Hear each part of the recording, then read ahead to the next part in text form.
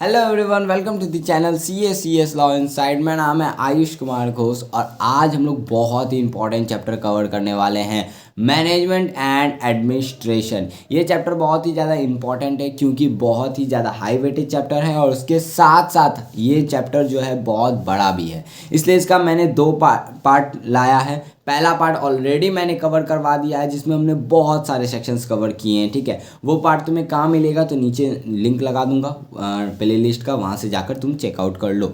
And एक disclaimer दे देता हूँ, अगर तुमने ये चैप्टर कहीं नहीं किया है, कभी नहीं किया है, मतलब फर्स्ट टाइम तुम पढ़ रहे हो, तो पहले पार्ट 1 देखना, उसके बाद ही ये वाला पार्ट तुम्हें अच्छे से समझ में आएगा। क्योंकि पार्ट 1 में मैंने बहुत बेसिक से तुम्हें समझाया है, एकदम बेस लेवल पे ले जाके कि जनरल मीटिंग होता क्या है, आने का पर्पस क्या है, वो सारा कुछ मैंने एकदम बेसिक से कनेक्टिविटी एक फ्लो के साथ तुम्हें करवाया है, ठीक है। और वही फ्लो मैं यहाँ भी कंटिन्यू करूँगा। तो आई होप कि तुमने पार्ट 1 देख लिया है, और अगर तुमने ऑलरेडी ये चैप्टर एक दो बार पढ़ा हुआ है या कहीं भी पहले एक बार भी पढ़ा हुआ है तो तुम्हें ये चैप्टर के टर्म्स ऑलरेडी फेमिलियर होंगे। तो तुम्हें इतना हड़बड़ाने की ज़रूरत नहीं है कि पहले पार्ट 1 देखें एंड देन पार्ट 2। तुम यहाँ से भी कंटिन्यू कर सकते हो, तुम्हें समझ में आ जाएगा क्योंकि तुमने ऑलरेडी एक बार किया हुआ है, ठीक है। इसमें जो मैं नोट्स यूज़ करूँगा वो मैं नीचे टेलीग्राम पे डाल दूँगा, वहाँ का लिंक मैं नीचे लगा देता हूँ, ठीक है। वहाँ से जाकर ज्वाइन हो जाओ, वहाँ पे मैं ये डाल दूँगा। कंपनी सेक्रेटरी वाले, सीएस एग्जीक्यूटिव वाले अगर कोई ये वीडियो देख रहे हैं तो आप भी ये देख सकते हैं, ठीक है। यहाँ जितना चीज़ पढ़ाया जाएगा वो सब कुछ आप में, आपके चैप्टर में भी कवर है, आपके सिलेबस में। हाँ, इससे ज़्यादा भी आपको करना होगा। तो सिर्फ ये देख के अगर आप ये सोच रहे हैं कि पूरा चैप्टर ख़त्म हो जाएगा तो ऐसा बिल्कुल नहीं है, आपको और भी एक्स्ट्रा करना होगा, ठीक है। चलो स्टार्ट करते हैं, ज़्यादा टाइम वेस्ट मैं नहीं करूँगा। चैनल सब्सक्राइब नहीं किया तो सब्सक्राइब कर लो, वीडियो अच्छा लगे तो लाइक करना और कमेंट करके बताना कि कैसा लगा चैप्टर।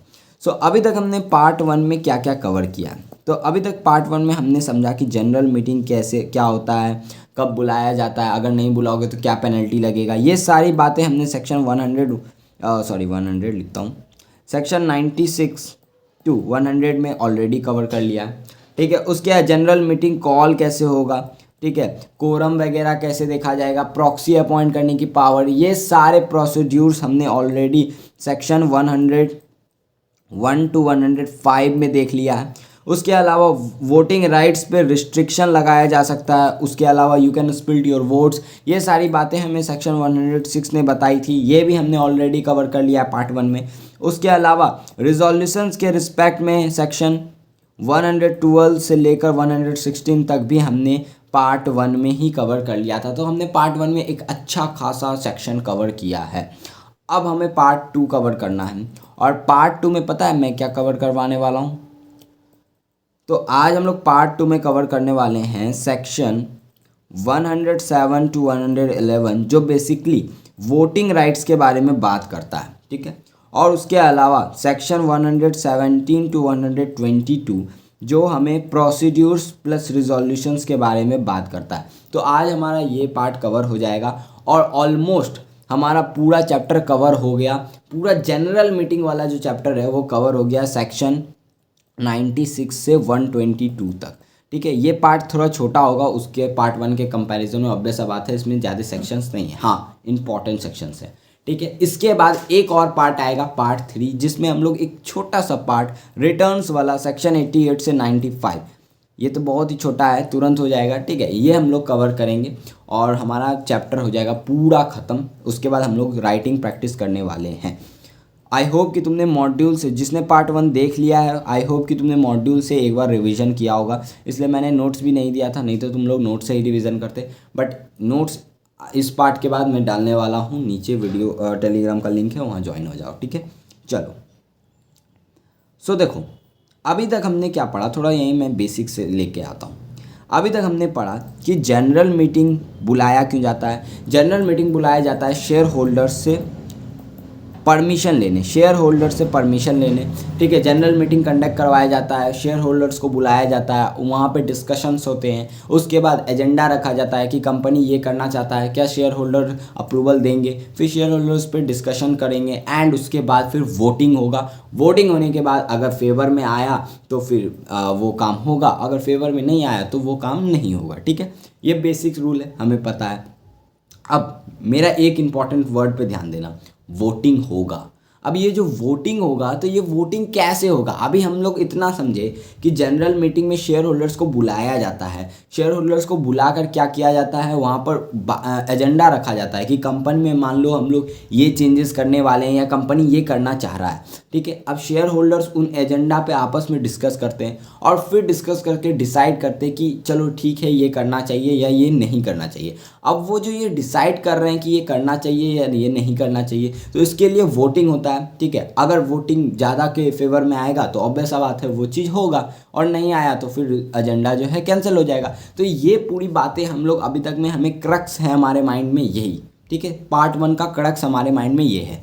अब यहाँ पर जो वोटिंग होगा उसके बारे में हम लोग अभी पार्ट 2 में स्टार्ट करने वाले हैं कि ये जो शेयर होल्डर्स वोटिंग करेंगे, ये वोटिंग करेंगे कैसे। जैसे मान लो हमारे इंडिया में इलेक्शंस होते हैं, तो इलेक्शंस होते हैं तो लोग अपने रिप्रेजेंटेटिव को अपॉइंट करते हैं, ठीक है। तो उसके लिए क्या होता है, उसके लिए वोटिंग होता है। तो वोटिंग कैसे होता है, ईवीएम में लोग जाते हैं, वहाँ पर जो है लोग क्या करते हैं, ईवीएम में लोग जाते हैं, वहाँ जाकर वोट करते हैं। हमने ये चीज़ देखा।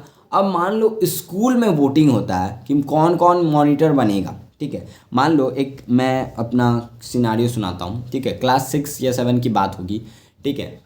एक टीचर ने बोला कि आयुष तू आजा, तू मॉनिटर बन जा, ठीक है। तो मैं वहाँ गया, वहाँ मैं खड़ा हूँ टीचर के ठीक बगल में।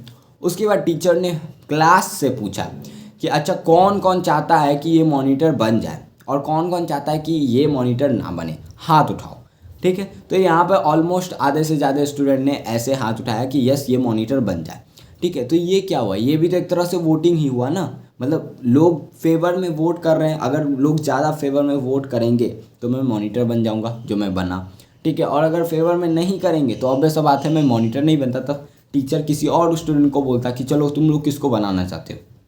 तो ये प्रॉपर सिस्टमेटिक वे हुआ वोटिंग का। तो हमने ये सब ऑलरेडी कहीं ना कहीं अपने लाइफ में देखा हुआ है। तो बस अब यहाँ पे हमें यही समझना है कि जनरल मीटिंग में जब शेयर होल्डर्स वोटिंग करते हैं तो कैसे करते हैं। तो देखो अभी मैं 3 तरीके बता रहा हूँ, होते हैं 4, बट अभी समझने के लिए समझ लो 3, ठीक है। जब डिटेल में हम लोग सेक्शन में घुसेंगे तो फिर हमें समझ में आ जाएगा।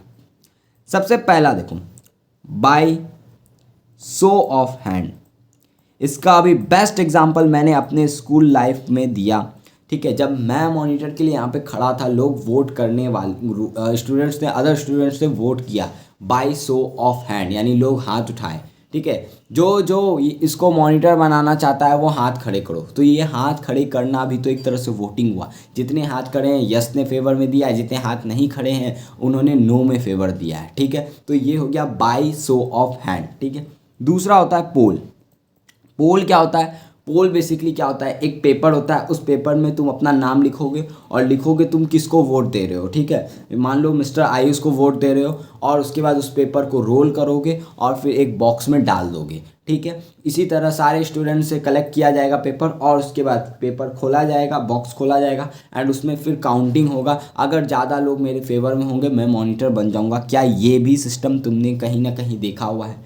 मान लो टीचर ने बोला कि हाथ खड़े करो जो जो उसको मॉनिटर बनाना चाहता है, ठीक है। लोगों ने हाथ खड़े किया, ये बाय शो ऑफ हैंड हो गया, ठीक है। बट टीचर ने ऐसे वोटिंग नहीं करवाया। टीचर ने क्या बोला, एक बॉक्स लाओ, ठीक है। और टीचर ने बोला एक पेज में अपना नाम लिखो, ठीक है। और फिर तुम वोट करना इसको बनाना चाहते हो या नहीं बनाना चाहते हो, वहाँ यस या नो लिखो, ठीक है। और उसके बाद उसको रोल करके इस बॉक्स में डालो। एक एक स्टूडेंट्स आए, उन्होंने रोल करके बॉक्स में डाला। फिर सारे स्टूडेंट्स के जब वोटिंग हो गए, बॉक्स को ओपन किया गया, उसमें फिर काउंटिंग हुई एंड उसमें मैं अगर जीत गया तो मैं मॉनिटर बनूंगा। क्या ये भी एक फैमिलियर टर्म है वोटिंग का? हाँ।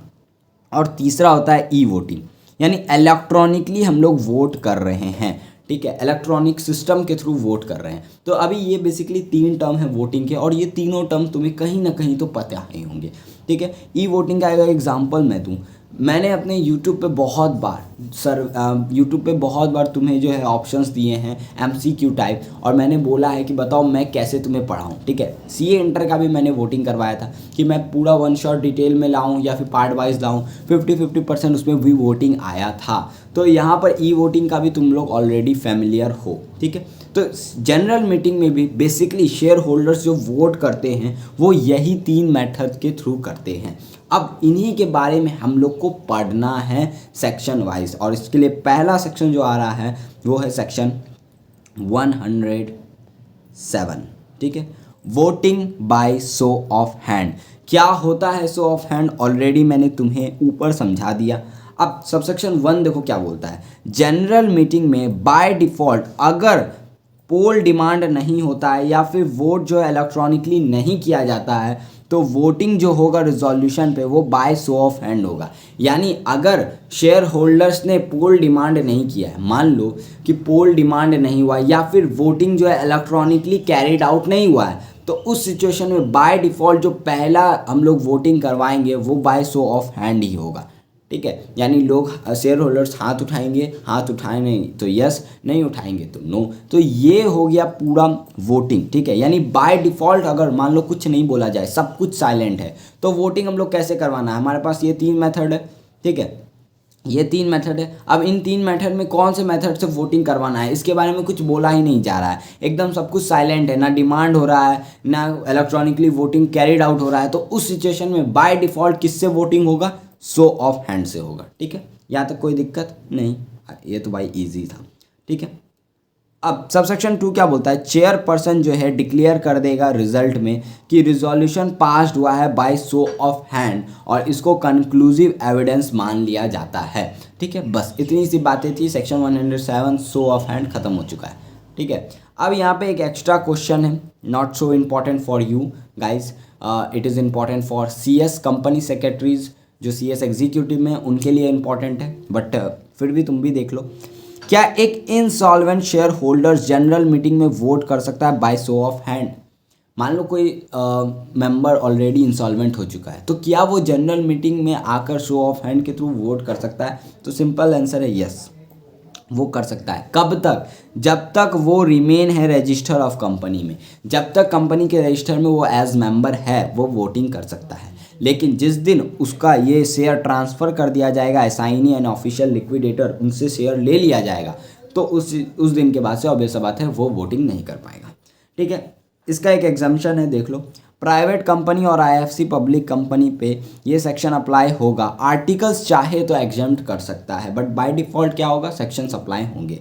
ठीक है, यहाँ पे सेक्शन 107 तुम्हारा एक मेथड ऑफ वोटिंग खत्म हो चुका है बाय शो ऑफ हैंड।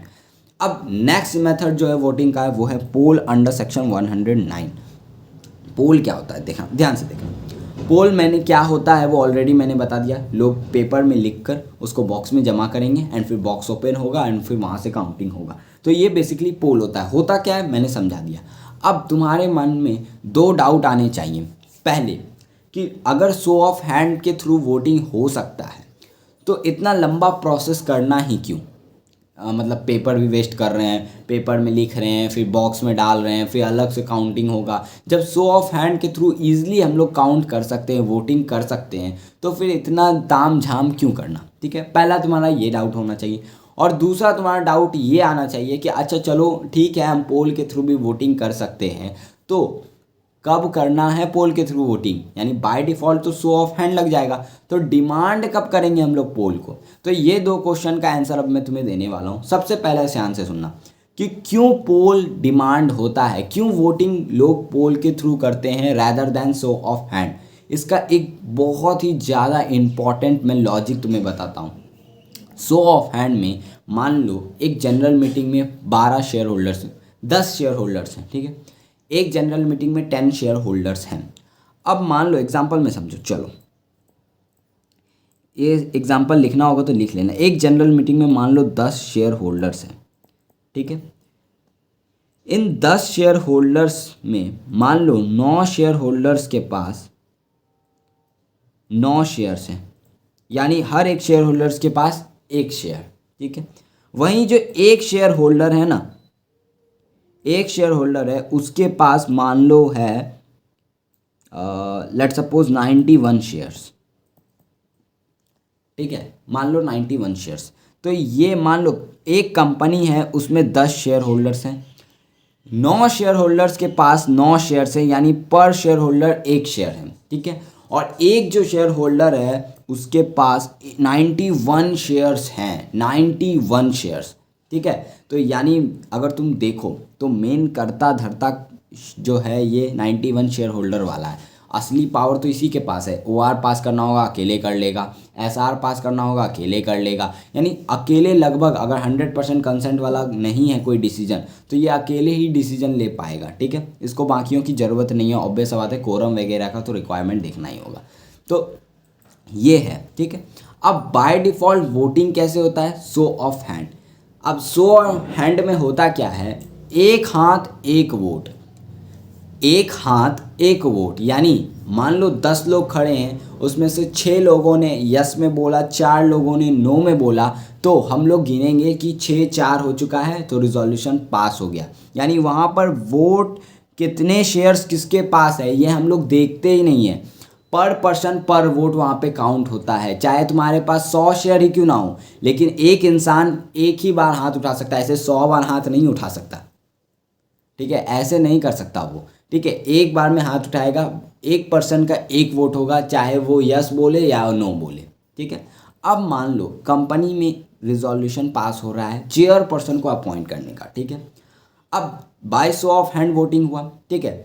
अब ये मान लो 91 शेयर जो होल्ड कर रहा है, लेट्स सपोज मैं, ठीक है, और बाकी 9 शेयर्स होल्ड कर रहे हैं जो वो तुम लोग हो, ठीक है।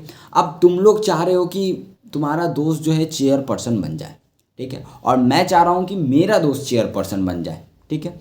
तो अब क्या होगा यहाँ पर ध्यान से देखना, यहाँ पे सिंपली वोटिंग होगा बाय शो ऑफ हैंड। अब by show of hand voting होगा, तुम लोग आपस में मिल चुके हो, तो तुम लोग 9 लोग जो है फेवर में वोट करोगे कि ये इंसान चेयर पर्सन बनना चाहिए, और मैं सिर्फ एक के फेवर में वोट कर रहा हूँ और मैं अकेला हूँ। तो उस सिचुएशन में अगर बाय शो ऑफ हैंड हम देखें तो काउंटिंग पर पर्सन पर वोट है, तो 9 लोग ने यस बोला, 1 लोग ने नो बोला, तो यहाँ पर रिजोल्यूशन पास हो चुका है, चेयर पर्सन तुम्हारा दोस्त बनेगा। तो क्या मेरे को यहाँ पर गुस्सा आएगा? बिल्कुल ऑब्वियस बात है, जब मेरे हिसाब से नहीं बना तो मेरे को गुस्सा आएगा।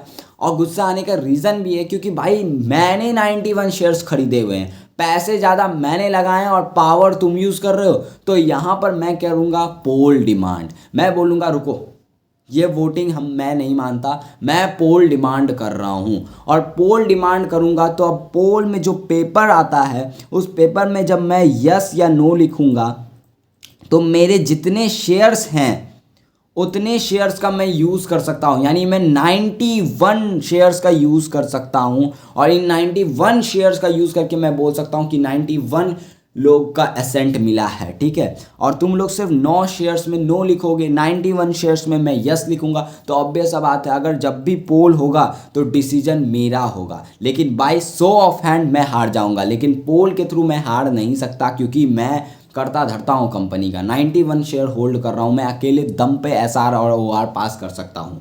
तो ये चीज़ समझ में आया तुम्हें कि लोग पोल डिमांड करते क्यों हैं। पहले वोटिंग शो ऑफ हैंड से ही बेसिकली जनरली होता है, लेकिन डिमांड कर लिया जाता है पोल को। उसका एक रीज़न यही है, बेसिक सा रीज़न, कि भाई पोल में जिसके पास जितने शेयर्स उसको उतना वोटिंग राइट्स मिलेंगे। But by show of hand में 1 पर्सन 1 वोटिंग राइट है, तो यहाँ पे जिसके पास ज़्यादा शेयर्स हैं वो थोड़े डिसएडवांटेज में रहता है, ठीक है। ये एक लॉजिक हुआ। दूसरा एक लॉजिक हुआ कि काउंटिंग में अब मान लो कोई कंपनी में बहुत सारे शेयर होल्डर्स हैं, तो भाई अब हाथ उठा लिया, अब हाथ गिनते ऐसे गिनोगे क्या? नहीं ना। तो वहाँ पे सीधा पोल करवा लिया जाता है और पोल के थ्रू फिर चिट जो है बाद में जो है पेपर निकाला जाता है और फिर वो काउंट होता है। ये पूरा 2 लॉजिक है कि क्यों पोल डिमांड किया जाता है, ठीक है।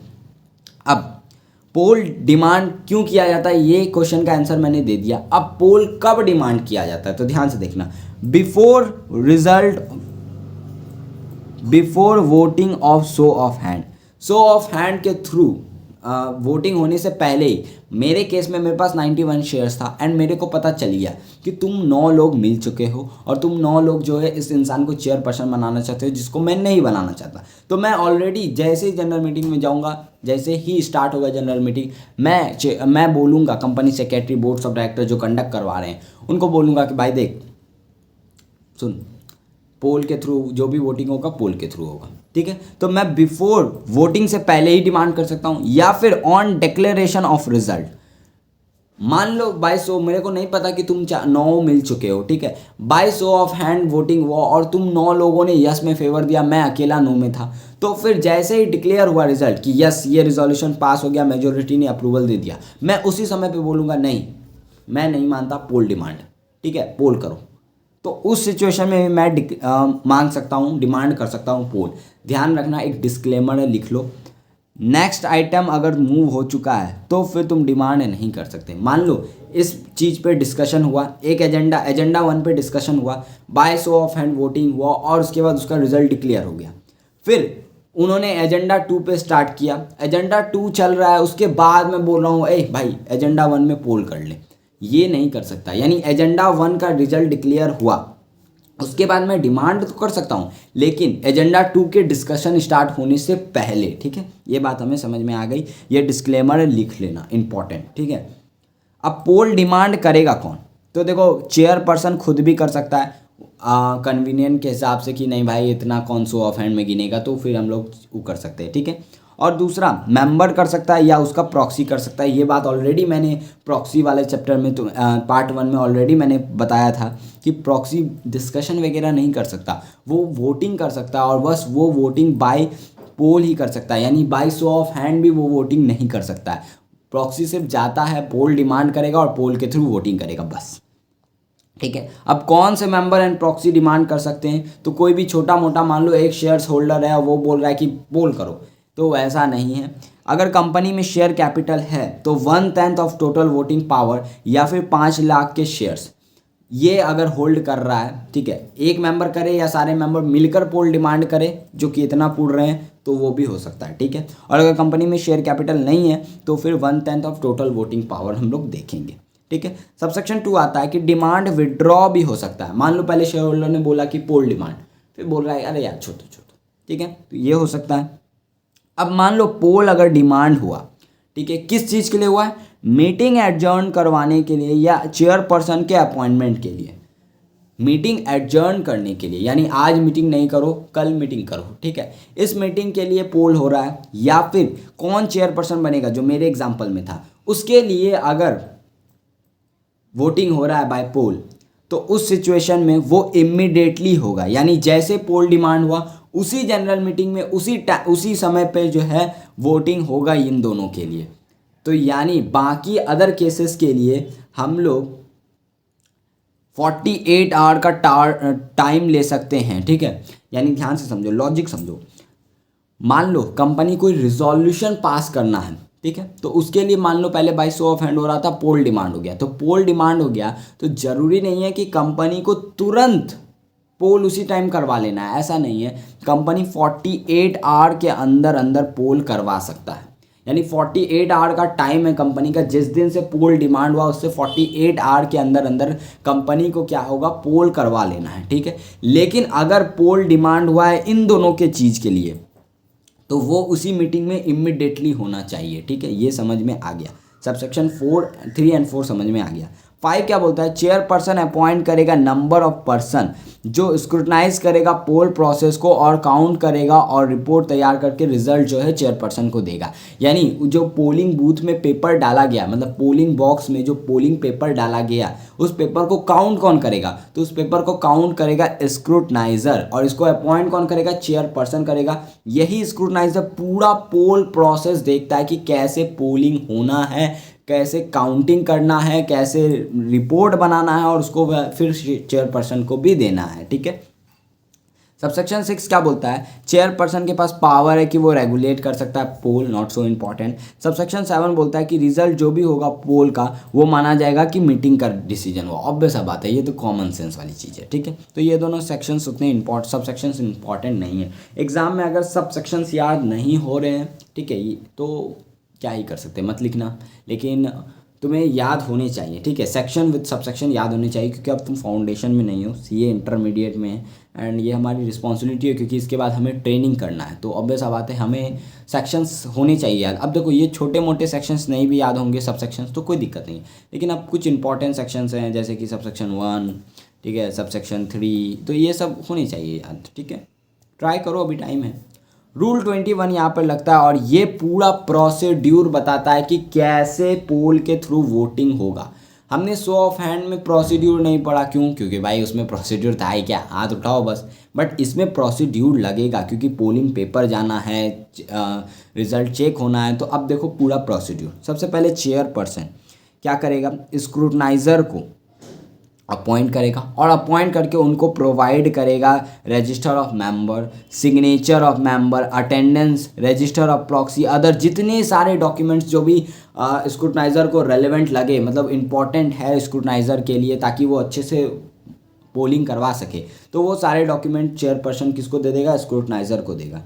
स्क्रूटनाइज़र फिर क्या करेगा, अरेंज करेगा एक पोलिंग पेपर, ठीक है, एक पेपर अरेंज करेगा पोलिंग पेपर। उस पोलिंग पेपर में जो है रहेगा डिटेल्स, ठीक है, नेम रहेगा, नेम वगैरह तुमको लिखना, नेम लिखना, उसके असेंट रहेगा, डिसेंट रहेगा, इस तरह रहेगा। पूरा पोलिंग पेपर एक अरेंज करवाता है स्क्रूटनाइज़र और वही पोलिंग पेपर डिस्ट्रीब्यूट किया जाता है मेंबर्स और प्रॉक्सी को जनरल मीटिंग में, ठीक है। और ये पोलिंग पेपर का फॉर्म MGT12 है, याद रखना, ठीक है। अब मान लो अगर ज्वाइंट होल्डर है तो किसको जाएगा पोलिंग पेपर, क्योंकि ज्वाइंट होल्डर है, अभी एक शेयर के 2 ओनर हैं, तो ऑब्वियस सा बात है दोनों को तो नहीं ही देंगे, तो जो पहला होगा, जिसका नाम पहला होगा उसको पोलिंग पेपर दिया जाएगा। और अगर पहला जिसका नाम है वो अवेलेबल नहीं है तो उस सिचुएशन में क्रोनोलॉजिकल ऑर्डर में हम लोग दे देंगे, ठीक है। जिसका नाम पहले आएगा, जैसे मेरा नाम आयुष और मान लो तुम्हारा नाम कुछ भी, मान लो कोई भी नाम है, राहुल, कुछ भी, ठीक है, तो आयुष का A और तुम्हारा R, तो मेरा पहले आ जाएगा। पोलिंग पेपर को रिकॉर्ड किया जाएगा स्क्रूटनाइज़र के द्वारा कि देखो ये डिस्ट्रीब्यूट किया गया है, ठीक है। उसके बाद पोलिंग पेपर स्क्रूटनाइज़र रिसीव करेगा response of by polling paper in polling box. मैंने बताया एक डब्बा, एक पोलिंग बॉक्स इस तरह बनाया जाएगा। स्क्रूटनाइज़र बोलेगा इस पोलिंग बॉक्स में अपने पोलिंग पेपर लिख कर जमा करिए, वो जमा करेगा ऐसे कर, ठीक है। पोलिंग बॉक्स को फिर सील और लॉक कर दिया जाएगा मेंबर्स और प्रॉक्सी के, वहीं उनके सामने जो है सील करके लॉक कर दिया जाएगा, ठीक है। फिर स्क्रूटनाइज़र ओपन करेगा box in the presence of 2 witness after voting. Voting खत्म होने के बाद 2 विटनेस को बुलाया जाएगा जो कंपनी से रिलेटेड नहीं होंगे, ठीक है। अब ये मेंबर भी हो सकते हैं और वो आएंगे और जो है ओपन करेंगे बॉक्स, ठीक है, ओपन करेंगे बॉक्स 2 विटनेस के प्रेजेंस में, ताकि हमने कुछ घपला नहीं किया है काउंटिंग में, ठीक है। स्क्रूटनाइज़र ये भी इंश्योर करेगा कि वोटिंग में मेंबर और प्रॉक्सी अगर दोनों ने वोट कर दिया है तो प्रॉक्सी का इनवैलिड हो जाएगा, मेंबर का वैलिड हो जाएगा। ये सब ऑलरेडी हमने सेक्शन 105 में पढ़ा हुआ है, ठीक है।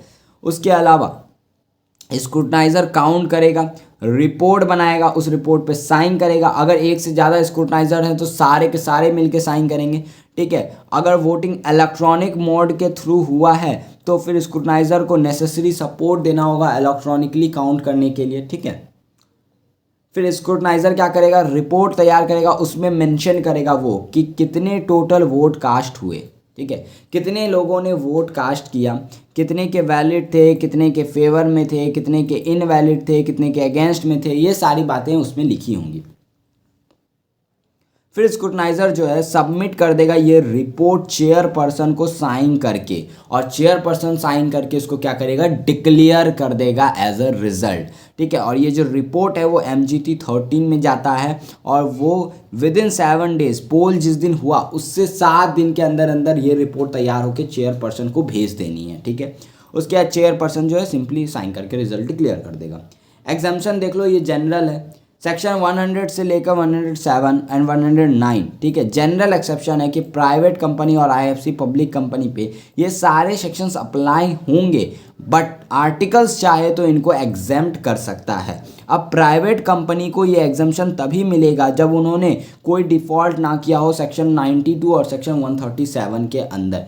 92 क्या बात करता है, एनुअल रिटर्न के बारे में, और ये फाइनेंशियल स्टेटमेंट के बारे में। इसके बारे में हम लोग चैप्टर है आगे वो पढ़ेंगे, और ये वाला तो तुम लोग पार्ट 3 में करने वाले हो, ठीक है।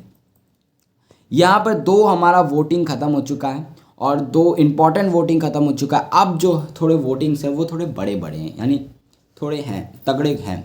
अब आ जाते हैं हम लोग पोस्टल बैलॉट पे, ठीक है। पोस्टल बैलॉट ये क्या होता है, देखो ये डिफाइन तो सेक्शन 2 क्लॉज 65 में दिया गया है। Postal ballot means voting by post और इलेक्ट्रॉनिक मोड, ठीक है। डिफाइन इसको सेक्शन 2 क्लॉज 65 में किया गया है, बट पूरा एग्जैक्टली बताया गया है सेक्शन 110 में कि क्या प्रोसीड्यूर होता है और कैसे पोस्टल बैलॉट के थ्रू वोटिंग होगा। अब ध्यान से समझ लो, अब हम लोग आ रहे हैं इंपॉर्टेंट चीज़ पे। अभी मैंने बताया कि वोटिंग 3 तरह के होते हैं, एक पोल के थ्रू, एक शो ऑफ हैंड के थ्रू और एक हो जाता है इलेक्ट्रॉनिक। ठीक है, ये 3 तरीके अभी मैंने स्टार्टिंग में बताया था। अब तुम बोलोगे यार 3 तरीके आपने बताए थे, ये पोस्टल बैलेट चौथा तरीका कहाँ से आ गया? तो ध्यान से समझना,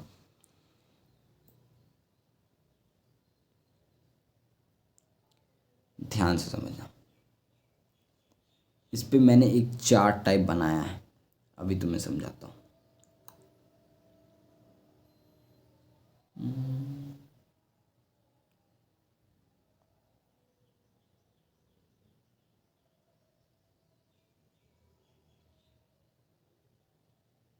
ओ शायद वो CS का पार्ट है।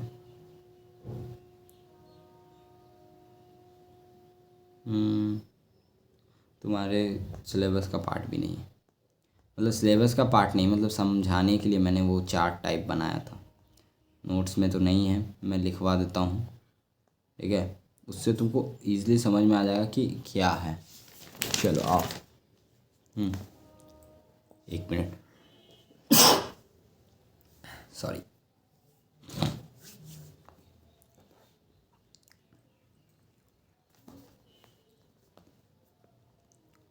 लिखो लिखो, इसको कॉपी में लिख लेना। मान लो कंपनी डिसीजन लेना चाहता है ऑल्टर करने के लिए आर्टिकल्स ऑफ एसोसिएशन, तो इसको ऑल्टर करने के लिए कंपनी को SR पास करना होता है। ये बात हमने अंडर सेक्शन 14 हमने पढ़ा हुआ है ऑलरेडी। ठीक है, सेक्शंस मत लिखो यार और कंफ्यूजिंग हो जाएगा।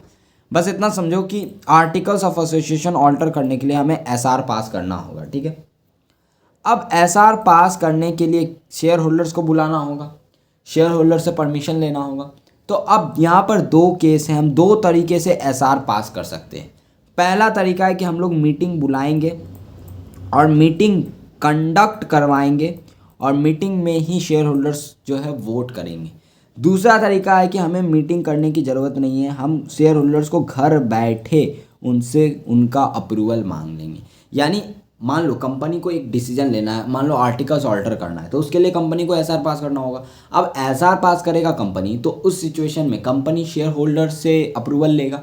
तो अप्रूवल कैसे लेगा? ठीक है, अभी तक तो हम लोग यही समझे हैं कि अप्रूवल बेसिकली जनरल मीटिंग बुलाया जाएगा, वहाँ पे शेयर होल्डर्स बैठेंगे और बैठ के अप्रूवल दे देंगे। ठीक है, वहाँ पे वोटिंग होगा। तो एक तरीका तो ये है कि मीटिंग कंडक्ट करवाओ, मीटिंग में शेयर होल्डर्स आएंगे, डिस्कशन करेंगे एंड उसके बाद वोटिंग कर देंगे। ठीक है, कैसे करेंगे वो आगे अभी समझोगे। ठीक है, वहीं एक तरीका है कि मीटिंग नहीं बुलाया जाए, मतलब मीटिंग ना बुलाया जाए, शेयर होल्डर्स के घर पे ही उनसे परमिशन ले, उनके घर से ही उनका अप्रूवल ले लिया जाए। क्या ये एक तरीका है? बिल्कुल, ये भी एक तरीका। अब ध्यान से देखना, अगर मीटिंग कंडक्ट हुआ है तो 2 तरीके से वोटिंग होगा। पहला क्या होगा? During meeting.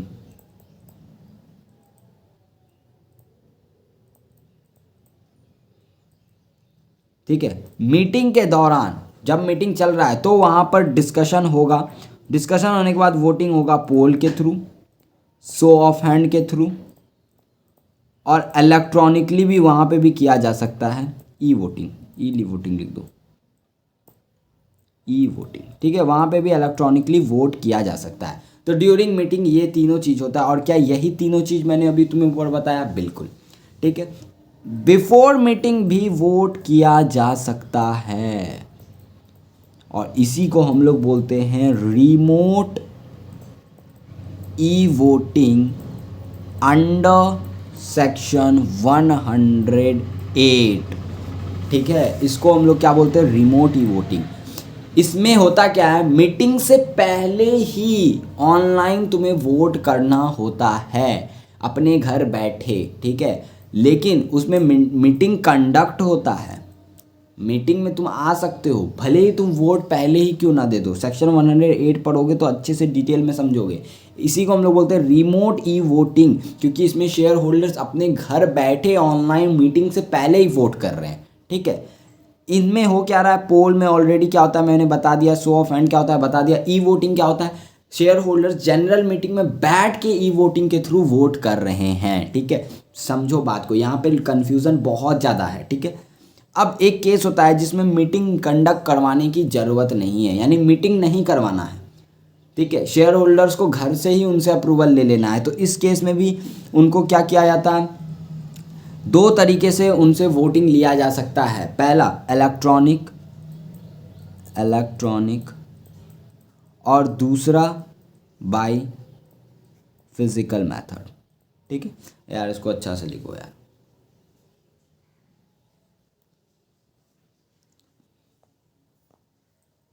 देखो,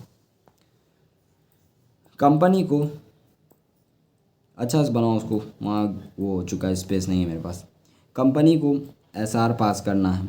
ठीक है, अब एसआर पास करने के लिए कंपनी को क्या चाहिए, शेयर होल्डर्स का अप्रूवल चाहिए। ठीक है, अब अप्रूवल चाहिए शेयर होल्डर्स का, तो उन ध्यान से समझना, दो तरीके हैं। या तो कंपनी मीटिंग कॉल करेगा, ठीक है, या फिर कंपनी मीटिंग कॉल नहीं करेगा। यानी कंपनी क्या कर सकता है, मीटिंग बुलाकर उनसे अप्रूवल ले सकता है मीटिंग के अंदर, या फिर मीटिंग बिना बुलाए उनसे अप्रूवल लेगा। अगर मीटिंग बुलाकर अप्रूवल लेना है तो उसमें भी दो केस है। ड्यूरिंग मीटिंग अप्रूवल लिया जा सकता है, और बिफोर मीटिंग भी अप्रूवल लिया जा सकता है। ड्यूरिंग मीटिंग अगर अप्रूवल लेना है तो तीन तरह से वोटिंग होगा, पोल, शो ऑफ हैंड, और third one is e voting. ठीक है, ये तीन तरीके से जनरल मीटिंग के अंदर शेयर होल्डर से जो है वोट लिया जाएगा। ठीक है, वोट लिया जाएगा। ठीक है, बिफोर मीटिंग भी जो है रिमोट ई वोटिंग के थ्रू जो है वोट किया जा सकता है, और वहाँ पे भी उनसे अप्रूवल लिया जा सकता है। ठीक है, बिफोर मीटिंग भी अप्रूवल लिया जा सकता है। ठीक है, उसके बाद एक होता है कि वो मीटिंग बुलाना ही नहीं चाहते। ठीक है, मीटिंग का खर्चा नहीं उठाना चाहते, तो उस सिचुएशन में वो जो डिसीजन लेंगे, वो ध्यान से देखना, वो जो डिसीजन लेंगे वो या तो इलेक्ट्रॉनिक लेंगे या वो फिजिकल मोड के थ्रू लेंगे। अब फिजिकल मोड के थ्रू क्या करेंगे और इलेक्ट्रॉनिकली वो क्या करेंगे, ध्यान से देखना, वो मेंबर को इलेक्ट्रॉनिकली या फिजिकल मोड के थ्रू जो है पेपर भेजेंगे, और उस पेपर पे वो लोग वोट मांगेंगे और मेंबर्स इस पे यस या नो वोट करेंगे, और इसी को हम लोग पोस्टल बैलॉट बोलते हैं अंडर सेक्शन 110। अब सेक्शंस लिखो, ये 109, ये 107, ठीक है, ये 108 और ये 110। यही चार सेक्शंस हैं, और यही चार सेक्शंस जो है बेसिकली वोटिंग के बारे में बात करता है। ठीक है, यही चार तरीके हैं वोटिंग का। मीटिंग के दौरान ये तीन तरीके। अब ई वोटिंग का ऐसा कोई सेक्शन नहीं है, वो इसी में कवर हो जाता है। ठीक है, इसी का पार्ट है वो, इसी में तुम्हें एक पॉइंट देखने को मिल जाएगा। तो ये तीन हो गए। उसके अलावा रिमोट ई वोटिंग हुआ, और यहाँ पर पोस्टल बैलॉट में भी जो है पेपर भेजा जा रहा है, चाहे इलेक्ट्रॉनिकली हो या फिर फिजिकल मोड में हो, और उसी पेपर पे शेयर होल्डर्स अपना डिसीजन देते हैं। ठीक है, अब आ जाते हैं पोस्टल बैलॉट पे। ठीक है, ओहो, फिर से स्टार्ट करो बैठ के। पोस्टल बैलॉट, ये आ गया सेक्शन 110। पोस्टल बैलॉट, देखो पोस्टल बैलॉट डिफाइन है अंडर सेक्शन 2 क्लॉज 65, और ये बताता है कि वोटिंग जो है बाय पोस्ट भी हो सकता है, बाय इलेक्ट्रॉनिक मोड भी हो सकता है। यानी हम लोग जो पेपर भेजेंगे अप्रूवल लेने के लिए, वो फिजिकल मोड के थ्रू भी भेज सकते हैं और इलेक्ट्रॉनिकली भी भेज सकते हैं। ठीक है, सबसेक्शन 110 सबसेक्शन 1 आता है, वो क्या बोलता है, कंपनी बिजनेस ट्रांजैक्ट कर सकता है थ्रू पोस्टल बैलॉट।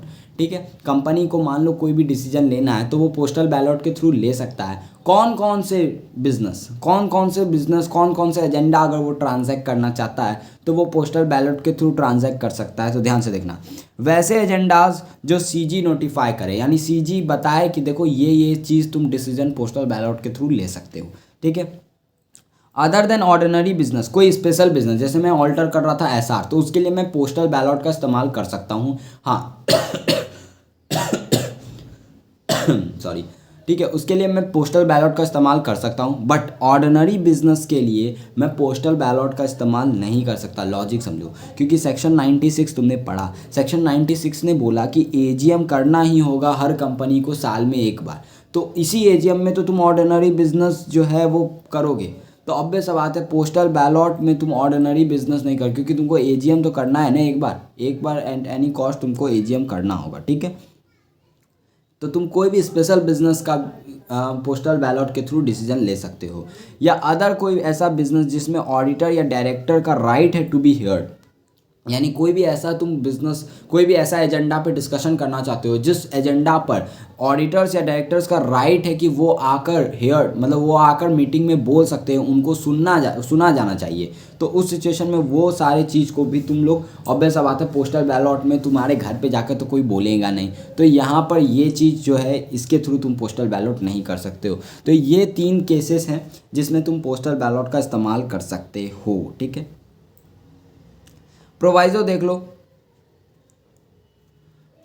अगर कोई बिजनेस को पोस्टल बैलॉट के थ्रू ट्रांजैक्ट करना है तो कंपनी के पास एक और ऑप्शन है अंडर सेक्शन 108 कि वो कंपनी ई वोटिंग के थ्रू भी कर सकता है। अब सबसे बड़ा कन्फ्यूज़न, सबसे बड़ा, लिटरली सबसे बड़ा कन्फ्यूज़न पोस्टल बैलॉट और ई वोटिंग में जो सारे स्टूडेंट्स को आता है, और जब मैं भी जब ये कर रहा था तो मेरे को भी आ रहा था। चलो देखो, postal ballot versus e voting. पहले मैं कुछ सिमिलर टर्म्स बताता हूँ। देखो, पोस्टल बैलॉट में क्या होता है, वोटिंग होता है, इसमें भी वोटिंग होता है, ये तो हमें पता ही है, ठीक है। वोटिंग होता है। दूसरा चीज़ देखो, पोस्टल बैलॉट में बिफोर मीटिंग वोटिंग होता है, इसमें भी बिफोर मीटिंग वोटिंग होता है, कोई मीटिंग वीटिंग नहीं ना होता है, ठीक है। दूसरा, थर्ड वन देखो, इसमें जो वोटिंग शेयर होल्डर्स अपने घर से करते हैं, होम से, इसमें भी शेयर होल्डर्स वोटिंग अपने घर से ही करते हैं। तो तुम बोलोगे यार दोनों तो सेम ही है, अंतर क्या है? अंतर है इसमें कोई मीटिंग होता ही नहीं है, इसमें मीटिंग होता है।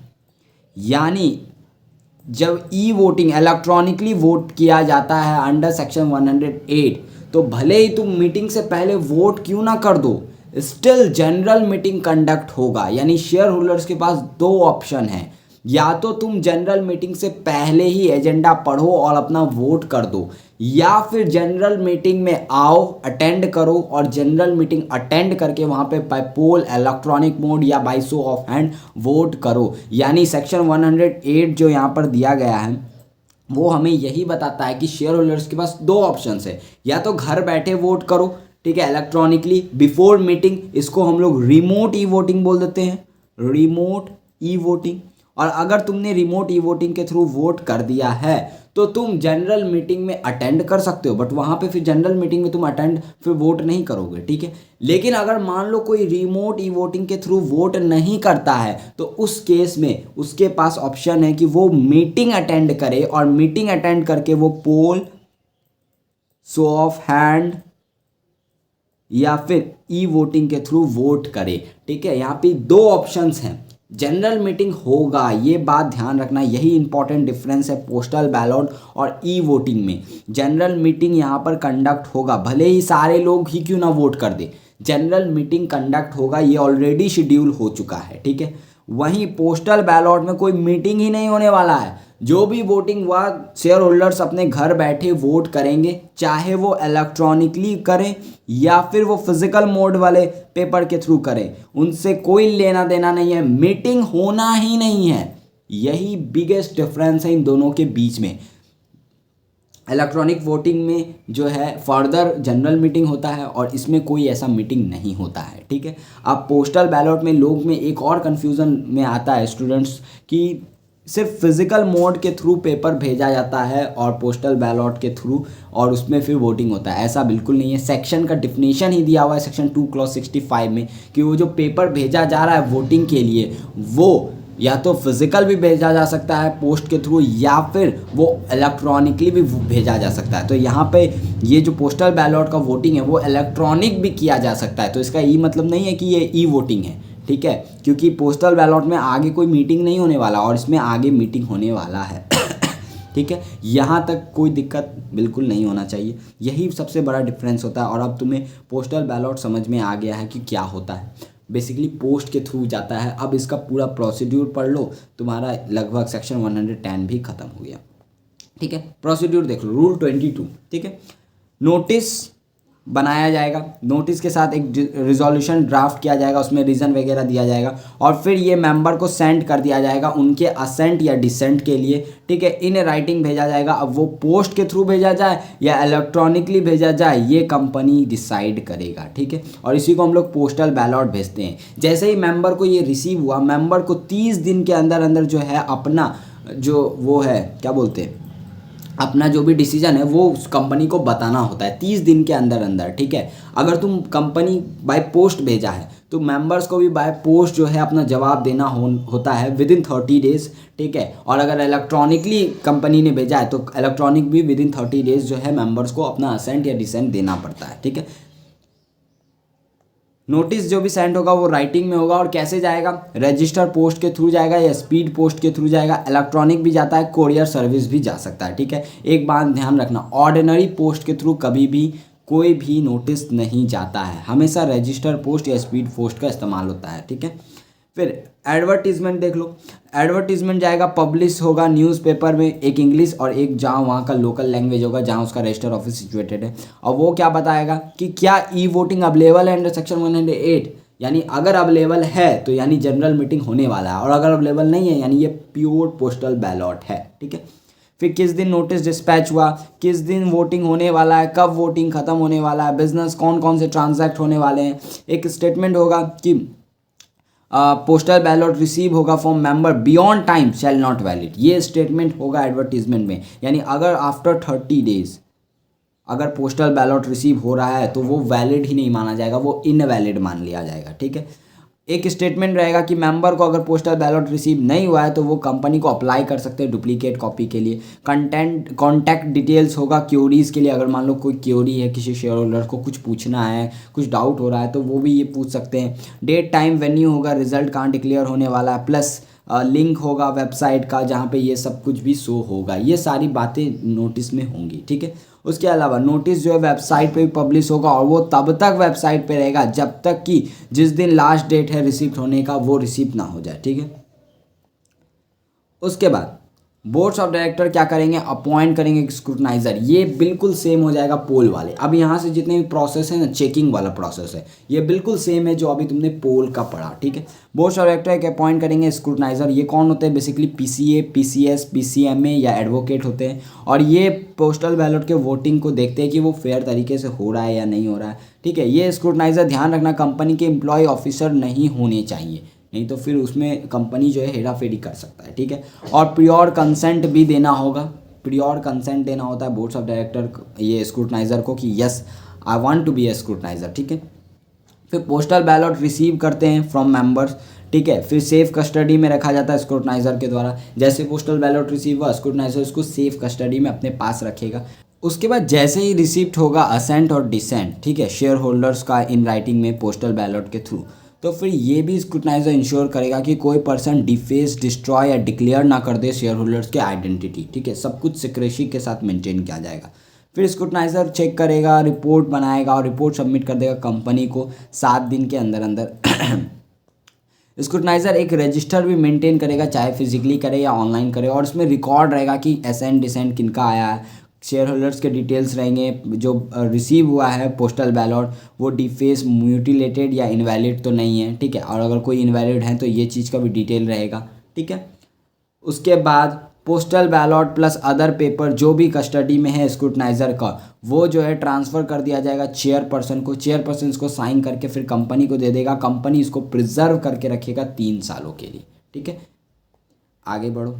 फिर असेंट और डिसेंट जो भी रिसीव हुआ आफ्टर 30 डेज वो माना जाएगा कि उसने कोई रिप्लाई नहीं दिया है, वो इनवैलिड है। ठीक है, रिजल्ट डिक्लेयर होगा तो वेबसाइट पे भी जाएगा। रूल 20 यहाँ पर अप्लाई हो जाता है ई वोटिंग का, अभी हम लोग आगे पढ़ेंगे। ठीक है, उसके बाद यहाँ पे कुछ फॉलोइंग आइटम्स के लिस्ट दिए हैं जो सिर्फ और सिर्फ ट्रांजैक्ट होंगे पोस्टल बैलट के थ्रू। अब यहाँ ध्यान से समझना, ये जो है ये कनेक्ट होता है वो सीजी वाले पॉइंट से। याद है सबसेक्शन 1 ने बोला था कि सीजी बताएगा कि कौन कौन से बिजनेस जो हैं पोस्टल बैलॉट के थ्रू ट्रांजैक्ट हो सकते हैं। तो सीजी ने यहाँ पे लिस्ट दिए हुए हैं और सीजी ने यहाँ पे बोला है, सेल वर्ड का यूज़ किया है कि कंपनी ये सारे अगर डिसीजन लेना चाहता है तो ये सिर्फ और सिर्फ पोस्टल बैलॉट के थ्रू ही लेगा, अदर मेथड यूज़ ही नहीं कर सकता। ठीक है, सेल वर्ड यहाँ यूज़ हुआ है। बट एक प्रैक्टिकल लाइफ चीज़ मैं बताता हूँ, ये सेल अब में हो चुका है। अब यहाँ पर एक ई वोटिंग यानी सेक्शन 108 भी तुम यूज़ कर सकते हो, या तो पोस्टल बैलॉट के थ्रू कर लो या ई वोटिंग के थ्रू तुम करो। ठीक है, तो यहाँ पे अब ये शेल नहीं है, बट फिर भी मॉड्यूल वगैरह सब जगह यही यूज़ हुआ है, सेल ही वर्ड यूज़ होता है, तो तुम भी यहाँ पर सेल ही वर्ड यूज़ करना। ठीक है, कौन कौन से हैं देखो, ऑब्जेक्ट क्लॉज में ऑल्टरेशन करना है मेमोरेंडम का, आर्टिकल्स ऑफ एसोसिएशन में ऑल्टर करना है in respect of section 2 clause 68 private company. ठीक है, रजिस्टर ऑफिस चेंज करना है outside the local limit section 12 subsection 5। ठीक है, चेंज करना है ऑब्जेक्ट जिस ऑब्जेक्ट के लिए कंपनी ने पैसे रेस किए हैं प्रोस्पेक्टस के थ्रू और वो स्टिल अनपेड है। ये सब अगर तुमने बेसिक पढ़ा है सेक्शन 13 सबसेक्शन 8 तो वहाँ पे तुम्हें देखने को मिलेगा। ठीक है, अगर तुम डीवीआर इशू कर रहे हो अंडर सेक्शन 43, ये क्या होते हैं अभी मैं इसमें डिटेल में नहीं जा रहा क्योंकि ऑब्वियस सा बात है ये सारे चीज़ बड़े बड़े हैं एंड ये जब इनके चैप्टर्स आएंगे तो तुम्हें वहाँ देखने को मिलेंगे। वेरिएशन अगर राइट कर रहे हो किसी क्लास ऑफ शेयर्स का या अदर सिक्योरिटीज होल्डर का under section 48, buyback of share कर रहे हो under section 68, election of director कर रहे हो अंडर सेक्शन 151, या सेल कर रहे हो ऑफ होल या सब्सटेंशियल अंडरटेकिंग अंडर सेक्शन 180, ये तो तुम्हारे सिलेबस का पार्ट भी नहीं है। ठीक है, गारंटी लोन सिक्योरिटी अगर एक्सीड कर रहे हो लिमिट अंडर सेक्शन 1, ये भी तुम्हारे सिलेबस का पार्ट नहीं है, सीएस वालों का पार्ट है। तो इसलिए अगर कोई कंपनी सेक्रेटरी वाला ये वीडियो देख रहा है, सीएस एग्जीक्यूटिव वाला, तो ऑब्वियस सा बात है तुमको ये दोनों डिटेल में करना होगा। वहीं सीए इंटरमीडिएट वालों को सिर्फ यहाँ तक ये भी नहीं करना होगा, सॉरी, ये तीनों सीएस एग्जीक्यूटिव में तुम्हें डिटेल में पढ़ना होता है। ठीक है, सीए इंटर वालों को सिर्फ इनका नाम जानने की ज़रूरत है, बाकी इनसे इनका कोई लेना देना नहीं है, इनके सिलेबस का पार्ट ही नहीं है। ठीक है, अब काउंटिंग कैसे होगा पोस्टल बैलॉट में, ध्यान से देखना। मेंबर के पास जितने शेयर्स होंगे वो उतना वोट करेंगे। ठीक है, अब ये सेक्शन 106 में ऑलरेडी हमने देखा हुआ है कि सारे वोट यूज़ करने की ज़रूरत नहीं है, या सारे असेंट के लिए यूज़ करें इसकी भी ज़रूरत नहीं है। ठीक है, असेंट डिसेंट पार्टली वोटेड उसको भी हम लोग काउंट करेंगे। इनवैलिड को है अगर मिसमैच होता है साइन वगैरह तो उनको ऑब्वियस बात है काउंटिंग में काउंट नहीं किया जाएगा। असेंट ज़्यादा होगा और डिसेंट कम होगा तो रिजोल्यूशन माना जाएगा पास्ट। ठीक है, अब आ जाते हैं सेक्शन 108, हमारा last important section for voting. अभी वहाँ उधर तो बहुत सारे बचे हुए हैं। ठीक है, ध्यान से देखना अभी, चलो। ठीक है, सबसे पहले हम लोग पढ़ेंगे सेक्शन 108 ई वोटिंग। ऑलरेडी बहुत कुछ तुम लोग जान चुके हैं ई वोटिंग के बारे में। सीजी प्रिस्क्राइब कर सकता है कुछ कंपनी को कि वो ई वोटिंग का फैसिलिटी प्रोवाइड कर सकते हैं। ठीक है, ध्यान देना, note disclaimer, e voting general meeting को एलिमिनेट नहीं कर देता। ठीक है, मेंबर ई वोटिंग के थ्रू वोट कर देते हैं, स्टिल उनके पास राइट है कि वो मीटिंग अटेंड कर सकते हैं। ऑब्वियस बात है वो वहाँ पे वोट नहीं करेंगे क्योंकि उन्होंने ऑलरेडी वोट कर दिया, बट वो मीटिंग अटेंड कर सकते हैं।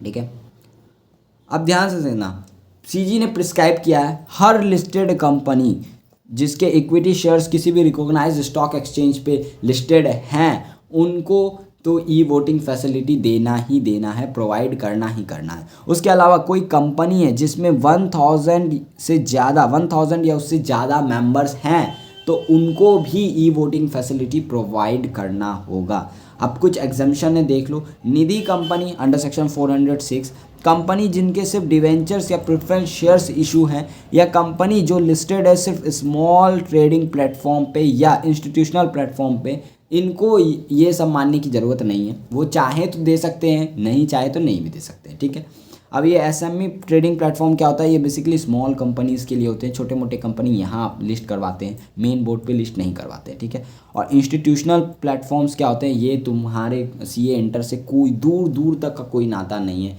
आई थिंक सीए फाइनल वालों का भी शायद नाता नहीं हो उतना। ठीक है, ये प्योरली सीएस के रिलेटेड बात है। आईसीडीआर तुम्हारे सीएस कंपनी सेक्रेटरी वालों, इनको तुम्हें डिटेल में, बहुत ज़्यादा डिटेल में तुम्हें ये करना होगा, बहुत ही हाई वेटेज चैप्टर है। ठीक है, अब कुछ डिफिनेशंस दिए हुए हैं वो देख लो एक्सप्लेनेशन में। पहला, cut off date. Cut off date क्या होता है, एक date not earlier than 7 days before the general meeting to determine eligibility of member to vote by e-voting or in general meeting। General meeting में कौन vote करेगा या e voting के through कौन वोट करेगा। अब मान लो कोई कंपनी है, उसके शेयर, मान लो रिलायंस है, अब पर सेकंड उसके शेयर होल्डर बदल रहे हैं। आज रिलायंस का 5 शेयर मेरे पास है, मैंने बेच दिया, कल तुम्हारे पास आ गया, तुमने 3 बेच दिया, उसके पास चला गया 2, उसके पास चला गया 3, इसके पास चला गया। तो ऐसे बहुत सारे कंपनी के शेयर्स जो हैं ट्रेड हो रहे हैं फ्रीली मार्केट में। तो यूं यूं शेयर होल्डर चेंज होते हैं, आज ये कल वो परसों ये वो, ठीक है। तो ऐसा होता है। तो कौन से मेंबर्स को जो है वो करना होगा, वो कौन से मेंबर वोट करेंगे मीटिंग में। तो यहाँ पे बोला जाता है एक कट ऑफ डेट डिसाइड होता है, ठीक है। ये date basically not earlier than 7 days, 7 दिन से पहले नहीं डिसाइड हो सकता है। ओ भाई हॉर्न कम बजा ले, ठीक है। देख रहे हो भाई, लग रहा है एकदम तोड़ के दीवार घुस जाएंगे एकदम घर के अंदर ही, ठीक है। क्योंकि अभी स्कूल जाने का टाइम है और सारे स्कूल वैन देखो, देख लो। रुक जाओ 1 मिनट होल्ड ले लो, ठीक है, पानी वानी पी लो उसके बाद करते हैं फिर से।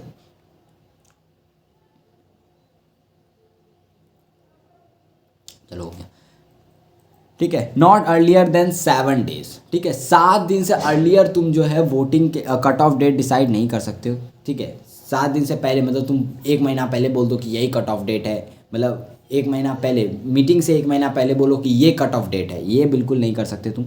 मीटिंग से कम 7 दिन के अंदर अंदर ही कोई एक कट ऑफ डेट डिसाइड होगा, ठीक है। और उस दिन जो मेंबर होंगे वही मेंबर्स, चाहे फ्यूचर में हो या ना हो, मीटिंग के टाइम वो मेंबर हो या ना हो, वही मेंबर वोट करेंगे इलेक्ट्रॉनिकली, ठीक है। क्रक्स इसका देख लो, इस दिन जो मेंबर होगा बस वही वोट करेगा ई वोटिंग जनरल मीटिंग में। मान लो 20 सितंबर को जनरल मीटिंग है तो 15 सितंबर को कर सकते हैं, 13 सितंबर को कर सकते हैं, 12 सितंबर क्या 10 सितंबर को कर सकते हैं, नहीं, ये 7 दिन से पहले अर्लियर हो, 7 दिन से लेटर हो गया तो फिर ये कट ऑफ डेट डिसाइड नहीं हो सकता, ठीक है। फिर आ जाता है रिमोट ई वोटिंग, ये हम लोग ऑलरेडी तुम्हें मैंने बता दिया है। Casting of votes by member using electronic voting system from a place other than venue of general meeting, ठीक है, कोई दिक्कत वाली बात ही नहीं है। मेंबर जो है एक्सरसाइज कर सकते हैं अपने वोट, ठीक है, through electronic means voluntary. Members के पास या तो वो ई वोटिंग में वोट करे या फिर जनरल मीटिंग में आकर वोट करे। फिर रूल 20 सब रूल 4 आता है, वो बेसिकली प्रोसीड्यूर बताता है कि अब ई वोटिंग कैसे होगा। पहले हमने पोल समझा, उसके प्रोसीड्यूर समझे, फिर हमने पोस्टल बैलट समझा, उसका प्रोसीड्यूर समझे, अब हम लोग ई वोटिंग समझेंगे और उसका प्रोसीड्यूर समझेंगे, ठीक है। चलो तो अब देखो पहला पॉइंट क्या बोलता है। सबसे पहले नोटिस जाएगा मीटिंग का, नोटिस जाएगा मीटिंग का मेंबर्स को, डायरेक्टर्स को, ऑडिटर्स को, रजिस्टर पोस्ट या स्पीड पोस्ट के थ्रू, इलेक्ट्रॉनिकली, कॉरियर सर्विस जो भी है, ठीक है। नोटिस में पब्लिश किया जाए, नोटिस ऑल्सो वेबसाइट पे पब्लिश किया जाएगा, ये बात तो हम लोग ऑलरेडी पता है क्योंकि लिस्टेड कंपनी के पास कंपलसरी वेबसाइट होना चाहिए, ठीक है। फिर यहाँ पे SS2 कनेक्ट होता है, वो क्या बोलता है, ठीक है, और ये वेबसाइट पे तब तक रहेगा जब तक कि जनरल मीटिंग हो ना जाए, ठीक है, ये हम लोग ऑलरेडी पहले भी पढ़े हैं, ठीक है। फिर नोटिस में कंटेंट क्या क्या होगा ई वोटिंग के रिस्पेक्ट में। अब यहाँ पे मैं वो नोटिस की बात नहीं कर रहा हूँ, मतलब नोटिस तो वही है बट यहाँ पे ई वोटिंग के रिस्पेक्ट में क्या क्या नोटिस में कंटेंट रहेगा हम सिर्फ उसकी बात करेंगे, ठीक है। ये लिखा होगा कि कंपनी के पास ई वोटिंग फैसिलिटी अवेलेबल है या नहीं है, ठीक है। उसके अलावा मेंबर्स के पास ऑप्शन है कि वो तो या तो रिमोट ई वोटिंग करे या फिर वोटिंग आके करे जनरल मीटिंग में, ठीक है। जो मेंबर्स वोट नहीं कास्ट करेंगे रिमोट ई वोटिंग के थ्रू, वो मेंबर अपने वोट जनरल मीटिंग में आकर कास्ट करेंगे। ये सारी बातें मैंने ऑलरेडी तुम्हें बता दी, ठीक है। मेंबर जो ऑलरेडी वोट कर देंगे वो मीटिंग अटेंड तो कर सकते हैं बट ऑब्वियस सा बात है वो मीटिंग में वोट नहीं करेंगे, ठीक है। फिर प्रोसेस क्या होगा वोटिंग का, लॉगिन आईडी पासवर्ड कैसे रिसीव्ड होगा उसका प्रोसेस, ठीक है। कंपनी एक एडवर्टीजमेंट देगा पब्लिक नोटिस में, इंग्लिश न्यूज़पेपर, वर्नाकुलर न्यूज़पेपर में, ठीक है। जैसे ही ये नोटिस सेंड हुआ at least 21 days before the general meeting, जैसे ही 21 क्लियर डेज का नोटिस जाएगा उसके बाद तुरंत इमिडिएटली 21 डेज के अंदर अंदर जो है पब्लिक नोटिस जाना चाहिए। अब यहाँ पे ध्यान देखना क्लियर डेज नहीं लिखा हुआ है, यानी जनरल मीटिंग वाला डे भी हम लोग काउंट कर सकते हैं और जिस दिन हम लोग नोटिस भेज रहे हैं उस दिन भी हम लोग काउंट कर सकते हैं, बीच में 21 दिन का गैप होना चाहिए, ठीक है। चलो फिर facility for remote e voting available कब से होगा, मतलब क्या ई वोटिंग भाई तुम रात में उठो वोट, सुबह उठो वोट, ऐसा नहीं है। ये ओपन होगा नॉट लेस देन 3 days, ठीक है। जनरल मीटिंग से 3 दिन के अंदर अंदर जनरल, सॉरी ध्यान से समझो, 3 दिन के लिए ये फैसिलिटी ओपन होगा। यहाँ पे ये नहीं बोल रहा कि जनरल मीटिंग से हम लोग 3 दिन के लिए ओपन करेंगे, ऐसा नहीं है। मिनिमम 3 days के लिए ये ओपन होगा, 3 day के लिए, ठीक है। क्लोज कब होगा, 5 बजे शाम में, जिस दिन जनरल मीटिंग का प्रोसीडिंग है उससे एक दिन पहले, ठीक है, 5 बजे शाम में। मान लो जनरल मीटिंग 20 तारीख को है, वोटिंग बंद कब होगा, जो रिमोट ही वोटिंग है वो 19 तारीख को शाम में 5 बजे। अब शाम में 5 बजे से 3 दिन पीछे कर दो, एटलीस्ट 3 दिन तुमको वोटिंग का रखना है, ठीक है। तो 19 तारीख से 3 दिन पीछे कर दो, 18, 17, 16, यानी 16 तारीख को तुम्हारा वोटिंग स्टार्ट होगा, 19 तारीख के 5 बजे तक तुम्हारा वोटिंग रहेगा, ठीक है। 3 दिन तुमको कम से कम रखना होगा। यहाँ मैंने एक एग्जांपल भी दिया है। सबसे पहले कट ऑफ डेट डिसाइड करेंगे, 7 दिन से पुराना नहीं होना चाहिए, within 7 days of the general meeting तुम्हारा कट ऑफ डेट होना चाहिए। फिर वहाँ से फिर हम वोटिंग ओपन करेंगे 3 दिन के लिए, एटलीस्ट तुमको, एटलीस्ट 3 दिन, तुम 4 दिन के लिए ओपन रखना चाहते हो तुम्हारी मर्जी, लेकिन मिनिमम 3 दिन के लिए तो वोटिंग ओपन रहेगा। और क्लोज कब हो जाएगा, दूसरे दिन के 5 बजे शाम में, ठीक है। एक वक्त मेंबर ने वोट कर दिया तो फिर मेंबर्स उसको सब्सिक्वेंटली चेंज नहीं कर सकते, ठीक है। जैसे ही रिमोट ई वोटिंग खत्म होता है, रिमोट ई वोटिंग का पीरियड यानी शाम के 5 बजे, वैसे ही ये सिस्टम ब्लॉक हो जाएगा, उसके बाद कोई इंसान आकर वोट नहीं कर सकता, ठीक है। कंपनी का बोर्ड्स ऑफ डायरेक्टर फिर यहाँ सेम वही बात, अपॉइंट करेगा एक या एक से ज़्यादा स्क्रूटनाइजर जो अपना प्रियोर कंसेंट देगा। ये स्क्रूटनाइज करेगा कि सब कुछ सही तरीके से हो रहा है या नहीं हो रहा है। ये पीसीए, पीसीएमएस, पीसीएमए एडवोकेट हो सकता है। ये उसको असिस्टेंट देने के लिए भी कुछ पर्सन्स को अपॉइंट किया जा सकता है। ध्यान रखना वो एम्प्लॉयमेंट में नहीं होना चाहिए कंपनी का, और उसको थोड़ा बहुत इलेक्ट्रॉनिक सिस्टम का वोटिंग का नॉलेज होना चाहिए, ठीक है। कंपनी एजेंसी लाइक एनएसडीएल, सीडीसीएल ये भी अपॉइंट कर सकता है सुपरवाइज करने के लिए या वोटिंग करवाने के लिए, ठीक है। स्क्रूटनाइजर जो है जैसे ही कंक्लूजन होगा जनरल मीटिंग का, वो वोट काउंट करेगा जो मीटिंग में कास्ट हुआ है, यानी मीटिंग में कितने वोट्स कास्ट हुए हैं वो पहले काउंट होगा। फिर उसके बाद वोट कास्ट जो रिमोट ई वोटिंग के थ्रू वोट कास्ट हुए हैं वो काउंट किया जाएगा, ठीक है। और यहाँ पे 2 विटनेस यहाँ भी प्रेजेंट होंगे जो एम्प्लॉय नहीं होने चाहिए। फिर स्क्रूटनाइजर एक रिपोर्ट तैयार करेगा, उस पर साइन करेगा, चेयरपर्सन को ये चीज़ दे देगा, चेयरपर्सन साइन करेगा और इसको डिक्लेयर कर देगा, ठीक है। 3 दिन के अंदर अंदर, जैसे जनरल मीटिंग खत्म हुआ उसके 3 दिन के अंदर अंदर ये रिपोर्ट तैयार करके चेयरपर्सन को दिया जाएगा कि ई वोटिंग के थ्रू कितने लोगों ने वोट किया और जनरल मीटिंग में फिर कितने लोगों ने वोट किया, ठीक है। इस रिपोर्ट में लिखा रहेगा कि कितने लोगों ने फेवर में दिया है, कितने लोगों ने अगेंस्ट दिया है, ठीक है। फिर स्क्रूटनाइजर मेंटेन करेगा कि रजिस्टर, ये सारी बातें हम लोग अभी पोल में भी पढ़े थे, पोस्टल बैलेट में भी पढ़े, अब यहाँ भी पढ़ रहे हैं, ठीक है। स्क्रूटनाइजर मेंटेन करेगा एक रजिस्टर, चाहे वो मैनुअली हो या इलेक्ट्रॉनिकली हो, उसमें एक रिकॉर्ड रहेगा असेंट का, डिसेंट का, पार्टिकुलर्स का, डीवीआर शेयर्स वगैरह अगर हैं तो उनके बारे में रहेगा, ठीक है। उसके बाद register and other related paper safe custody में रखा जाएगा जब तक चेयरपर्सन अप्रूव ना कर दे मिनट्स को। मिनट्स क्या होता है अभी आगे पढ़ोगे। उसके बाद जैसे ही चेयरपर्सन अप्रूव कर देगा मिनट्स, तो फिर ये हैंड ओवर कर दिया जाएगा चेयरपर्सन को, ठीक है। इसी के साथ हमारा वोटिंग वाला जो इम्पोर्टेंट बल्क वाला चैप्टर था खत्म खत्म खत्म, ठीक है। 2 मिनट का ब्रेक लेना है तो ले सकते हो। और अब हम लोग आगे स्टार्ट करने, मैं बोलता हूँ ब्रेक क्या ही लेना भाई, ऑलरेडी मैंने ब्रेक तुम्हें देने को बोल दिया है। चलो ठीक है, सेक्शन 111 ये उतना इम्पॉर्टेंट है बट उतना बड़ा नहीं है, ठीक है। अब देखो पहले मैंने सेक्शन 111 का क्रक्स समझाया है, ठीक है। क्रक्स क्या है ध्यान से देखना। कंपनी को मैनेज कौन कर रहा है, बोर्ड्स ऑफ डायरेक्टर, ठीक है। तो कंपनी में जितने भी रिजोल्यूशन में एजेंडा डिसाइड होते हैं वो कौन करता है, बोर्ड्स ऑफ डायरेक्टर डिसाइड करते हैं कि ये कंपनी को ये काम करना चाहिए, ये काम करना चाहिए, ये काम करना चाहिए। बट सेक्शन 101 जो है पावर देता है मेंबर्स को। सेक्शन 101 मेंबर्स को ये पावर देता है कि वो भी रिजोल्यूशन प्रपोज कर सकते हैं, वो भी बता सकते हैं कि इस रिजोल्यूशन में ये एजेंडा भी होना चाहिए, ठीक है। यानी वो रिजोल्यूशन बना सकते हैं, वो एजेंडा प्रपोज कर सकते हैं। सिर्फ बोर्ड्स ऑफ डायरेक्टर के पास राइट नहीं है, शेयर होल्डर क्योंकि मेंबर है, पैसा उनका लगा है, तो वो भी चाहे तो रिजोल्यूशन प्रपोज कर सकते हैं और बोल सकते हैं कि इसको भी जनरल मीटिंग में कंसिडर करो और इस पर भी वोटिंग वगैरह करवाओ, ठीक है। सबसेक्शन 1 क्या आके बोलता है, देखो एक कंपनी को जब रिक्वेस्ट होगा इन राइटिंग में bye such number of person, कौन कितने नंबर ऑफ पर्सन अगर कंपनी को बोलेंगे कि यार ये वाला बात भी जो है मीटिंग में करो, अंडर सेक्शन 110 जो 1/10 वाला जो मेंबर का पावर दिया हुआ है वही वाली वहाँ बात यहाँ पे तुम्हें करनी है। आई होप कि तुम्हें सेक्शन 100 पता होगा, नहीं पता है तो फिर तुम्हें थोड़ा सा दिक्कत हो रहा है। यहाँ पे डिटेल में करवा रहा हूँ, रुको। मेंबर्स जो हैं वो कंपनी को रिक्वेस्ट कर सकते हैं कि भाई देख, इसको भी एजेंडा में डाल, इस पे भी डिस्कशन करवा, ठीक है, कर सकते हैं। अब कितने मेंबर का चाहिए, मतलब कितने मेंबर जो है मिलकर ये रिक्वेस्ट कर सकते हैं, या एक अकेला मेंबर अगर ये रिक्वेस्ट करना है तो उसके पास कितने पावर होना चाहिए, कितने शेयर्स होने चाहिए, कितने टोटल वोटिंग पावर होना चाहिए कि वो ये डिमांड कर सकता है।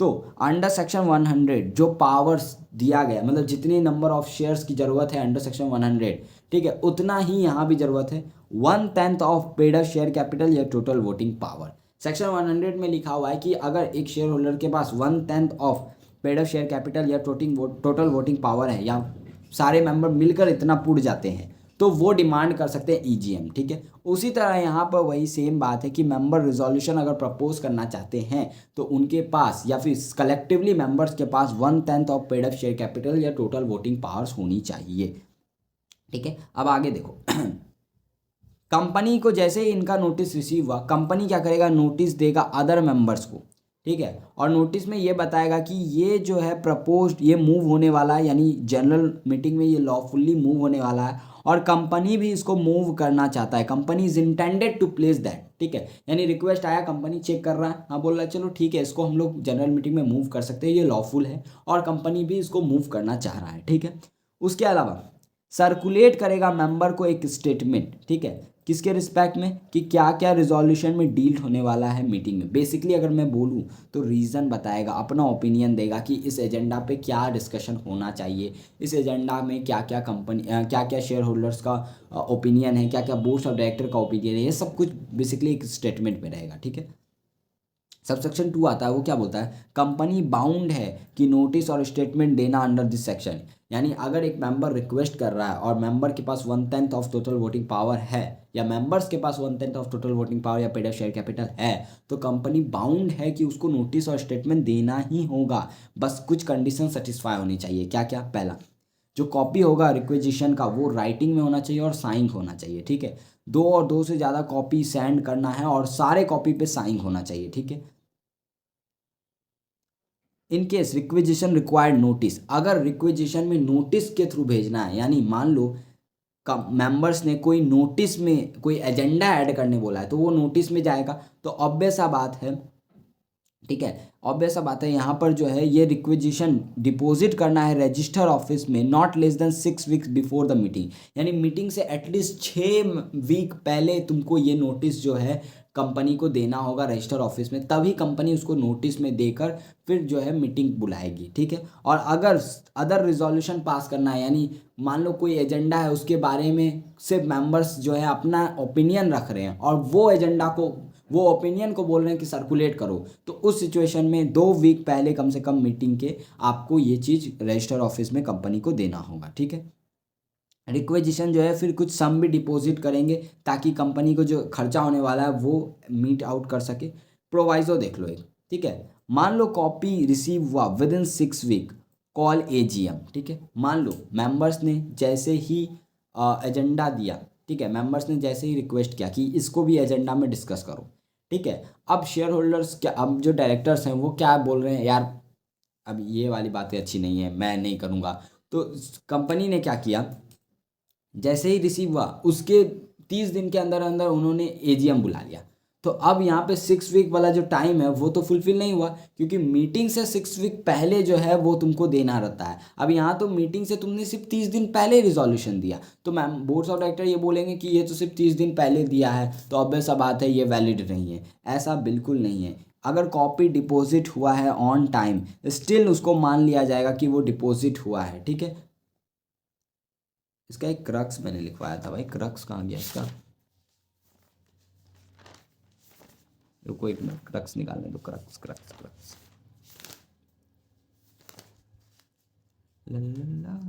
लॉजिक देखो, लिखो मेरे साथ, मेंबर ने, लिख लो भाई, लिख लो लिख लो लिख लो, मेंबर ने नोटिस दिया। कंपनी ने नोटिस देने के 6 वीक के अंदर, मान लो 3 वीक में ही एजीएम बुला लिया।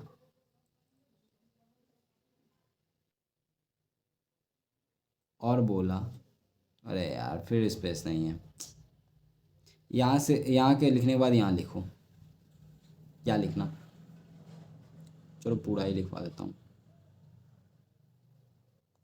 मेरे को डिवाइस नया लेना पड़ेगा भाई, पुराना हो चुका है ये। मेंबर ने, फिर से लिखो, मेंबर ने नोटिस दिया, कंपनी ने नोटिस देने के 6 वीक के अंदर, मान लो 3 वीक्स में ही एजीएम बुला लिया और बोला कि तुमने 6 वीक प्रायर नोटिस नहीं दिया है तो हम बाउंड नहीं हैं, हम बाउंड नहीं हैं। ये गलत है मेंबर का राइट डैमेज हो रहा है। ठीक है, अब मान लो हुआ क्या, देखो एक एग्जांपल मैं बता देता हूँ। मान लो मैं 1/10 paid up share capital hold कर रहा हूँ, ठीक है, या मैं मेरा दोस्त मिलके होल्ड कर रहे हैं। हमने कंपनी को 6 वीक पहले जो है दे दिया कि भाई देख, जनरल मीटिंग तू सितंबर में वगैरह में करेगा तो ये ले, अभी ले ले, ठीक है, चल तो ये भी एजेंडा में ऐड कर देना, ठीक है, हम लोग इस पर भी डिस्कशन करेंगे। ठीक है, अब वो मैंने लॉफुल सब सही दिया। ठीक है, अब कंपनी के बोर्ड ऑफ डायरेक्टर बोल रहे हैं यार ये हम लोग नहीं करेंगे। ठीक है, तो बोर्ड ऑफ डायरेक्टर ने क्या किया, जैसे ही मैंने नोटिस दिया उसके मान लो 3 वीक के अंदर अंदर ही उन्होंने एजीएम बुला लिया। अब 3 वीक के अंदर अंदर एजीएम बुला लिया तो ध्यान लो टाइम क्या बोला गया कि जनरल मीटिंग से एटलीस्ट 6 वीक पहले हमें देना होता है। अब उन्होंने 3 वीक के अंदर ही एजीएम बुला लिया तो बीच में सिर्फ 3 वीक का टाइम हुआ। तो वो मेरे को बोल रहे हैं कि भाई देख, 6 वीक पहले अगर तू देता तब मैं नोटिस में देता, ये तो 6 वीक के बाद तू दे रहा है। जनरल मीटिंग से 6 वीक पहले तेरे को नोटिस देना था, तूने तो सिर्फ 3 वीक पहले दिया है। तो मैं बोलूँगा अरे मेरे को क्या पता कि जनरल मीटिंग मेरे नोटिस देने के 3 वीक के बाद ही बुला लेगा। तो यहाँ पर ये गलत है, मेंबर का राइट को डैमेज किया जा रहा है। तो यहाँ पर भले ही मेरा 3 वीक पहले ही मेरा नोटिस क्यों ना गया हो, स्टिल मेरा नोटिस वैलिड होगा और वो एजेंडा में ये बातें लिखनी होंगी। ठीक है, इस पर एक केस लॉ हुआ, सीए वालों के लिए ज़रूरत नहीं है बट सीएस वालों तुम लोग देख लो ये case law. Kotak Mahindra bank limited versus Suresh Chandra versus Parekh, ये केस लॉ हुआ। ठीक है, एक और इम्पॉर्टेंट बात, अगर तुमने कुछ ऐसा दिया है नोटिस कि इसको एजेंडा में डिस्कस करो और कंपनी को ऐसा लग रहा है कि ये कंपनी के नाम को डैमेज करेगा या किसी के नाम में डिफ्रेमेटरी है, तो फिर कंपनी बाउंड नहीं है उसको देने के लिए। ठीक है, तब कंपनी बाउंड नहीं है अगर तुमने कुछ डिफ्रेमेटरी कुछ ऐसा कुछ दे दिया। ठीक है, तो ये बात हमें समझ में आ गई। सेक्शन 111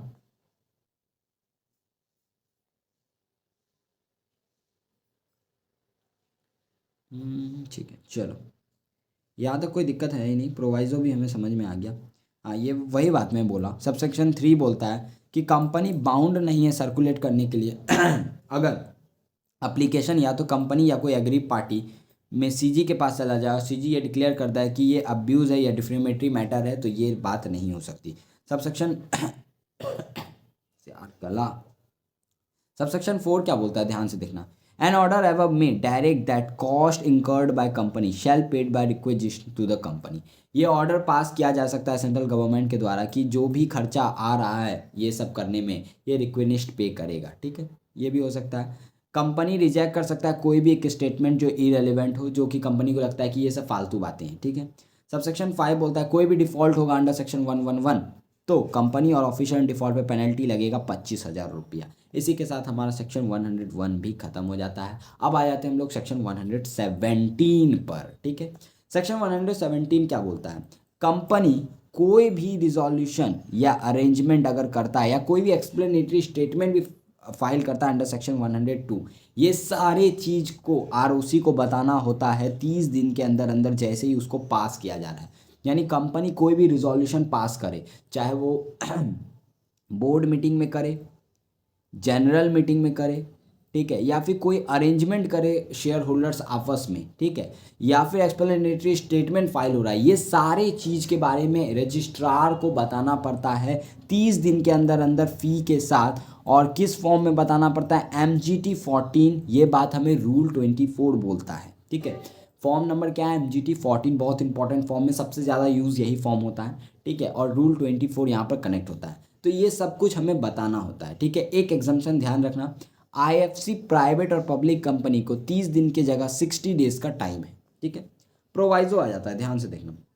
मान लो कोई रिजोल्यूशन या अरेंजमेंट हुआ है जिससे तुम्हारा आर्टिकल्स पे इफेक्ट पड़ रहा है, आर्टिकल ऑल्टर हो रहा है, तो उस सिचुएशन में आर्टिकल का ऑल्टर कॉपी जो है इशू होगा और वो ऑल्टर कॉपी जो है पुराने वाली कॉपी के साथ या तो एनेक्स्ट करके दिया जाएगा या उसी में इम्बॉयड करके जो है ये रिजोल्यूशन का कॉपी रजिस्ट्रार को MGT 14 में 30 दिन के अंदर अंदर फाइल करना होगा, ठीक है। इतना हमें समझ में आ गया। सबसेक्शन 2 क्या बोलता है, अगर कोई भी डिफॉल्ट होता है सबसेक्शन 1 के अंदर में, यानी 30 दिन के अंदर तुम फाइल नहीं कर पाते हो, तो उस सिचुएशन में कंपनी और ऑफिशियल इन डिफॉल्ट पे पेनल्टी लगेगा minimum 10,000 plus 100 rupees per day करके, मैक्सिमम कंपनी पे 2 लाख, ऑफिशियल इन डिफॉल्ट पे 50,000 रुपया, ठीक है। अब इसका सबसे इंपॉर्टेंट सेक्शन 117 का सबसे इंपॉर्टेंट सेक्शन सबसेक्शन 3, ये हमें बताता है कौन कौन से रिजोल्यूशन एंड अरेंजमेंट है जो रजिस्ट्रार को फाइल करने हैं। सबसेक्शन 1 तो सीधा बोलता है भाई कि सारा रिजोल्यूशन और अरेंजमेंट के बारे में हमें रजिस्ट्रार को MGT 14 में बताना होगा। चाहे तुम कोई भी रिजोल्यूशन पास करो, SR पास करो, OR पास करो, BR पास करो, कुछ भी पास करो, तुम्हें MGT 14 के अंदर फाइल करके रजिस्ट्रार को ये बात बतानी होगी, ठीक है। अब सबसेक्शन 3 आता है, वो क्लेरिफाई करता है कि देखो सारे रिजोल्यूशन के लिए MGT 14 फाइल करने की ज़रूरत नहीं है, नीचे जो पॉइंट्स दिए गए अगर उनमें ये रिजोल्यूशन फॉल कर रहे हैं तो फिर उनके लिए तुमको क्या करना होगा, ROC को MGT 14 फाइल करना होगा। पहला स्पेशल रिजोल्यूशन, यानी कंपनी जब भी SR पास करे किसी भी मैटर के लिए रिलेटेड, तो कंपनी SR पास करेगा तो एक चीज़ अपने दिमाग में आज से बैठा लो, सेक्शन 117 सबसेक्शन 3 क्लॉज A, जब भी SR पास होगा तो MGT 14 ROC को 30 दिन के अंदर जाएगा ही जाएगा, कंपलसरी है, ठीक है। दूसरा, कोई रिजोल्यूशन एग्रीड हुआ है बाय ऑल मेंबर्स और अगर वो सारे मेंबर एग्री नहीं करते तो उसके लिए कम से कम SR तो पास करना ही होगा। मान लो कोई रिजोल्यूशन है जिसमें 100% कंसेंट मिला है, अगर 100% कंसेंट नहीं मिलता तो कम से कम 75% यानी SR तो पास तब भी करना होता। तो इस केस में भी जो है वो रिजोल्यूशन जो है वो बात रजिस्ट्रार को MGT 14 के अंदर बतानी होगी, ठीक है। उसके अलावा कोई भी रिजोल्यूशन या arrangement bye boards of director, अब बोर्ड्स ऑफ डायरेक्टर आपस में कोई रिजोल्यूशन पास कर रहे हैं या कोई अरेंजमेंट कर रहे हैं in terms of appointment, reappointment, renewal या variation in terms of managing director, अगर मैनेजिंग डायरेक्टर के रिस्पेक्ट में कोई भी resolution boards of director pass कर रहे हैं या फिर एग्रीमेंट कर रहे हैं तो उस सिचुएशन में भी हमें MGT 14 फाइल करके रजिस्ट्रार को ये बात बतानी होगी, ठीक है। क्लॉज D आता है, वो क्या बोलता है, कोई भी रिजोल्यूशन या अरेंजमेंट कर रहे हैं जो एक क्लास ऑफ मेंबर डिसाइड कर रहा है, मान लो प्रेफरेंस शेयर्स आपस में कुछ एक डिसाइड कर रहे हैं और ये जो है पूरे क्लास पर बाइंडिंग है, इवन जिसने एग्री नहीं किया उस पर भी ये बाइंडिंग है। मान लो 100 शेयर होल्डर हैं, प्रेफरेंस शेयर होल्डर है, तो उनका एक क्लास है, वो लोग आपस में कोई अरेंजमेंट कर रहे हैं, कुछ डिसीजन ले रहे हैं, 60 ने यस बोला, 40 ने नो बोला, लेकिन बाइंडिंग पूरे पे है, वो 40 पे भी ये बाइंडिंग होगा, तो वो रिजोल्यूशन के बारे में भी हमें बताना होता है MGT 14 में। ध्यान रखना, अगर इफ़ नॉट इफेक्टिव तो उसके लिए स्पेशल मेजोरिटी की ज़रूरत होगी, यानी बेसिकली अगर अरेंजमेंट नहीं होता तो 75% जो स्पेशल मेजोरिटी है वो हमें चाहिए होता। तो ये सारी बातें हमें क्या करना पड़ता है, रजिस्ट्रार को, ROC को MGT 14 में बताना पड़ता है, ठीक है। ई पॉइंट ओमिटेड है। एफ पॉइंट क्या बोलता है, अगर तुम वॉलंटरी वाउंड अप करना चाहते हो, कंपनी वाउंड अप करना चाहते हो अंडर सेक्शन 59 ऑफ IBC, तो उस सिचुएशन में भी तुम्हें बताना होगा, ठीक है।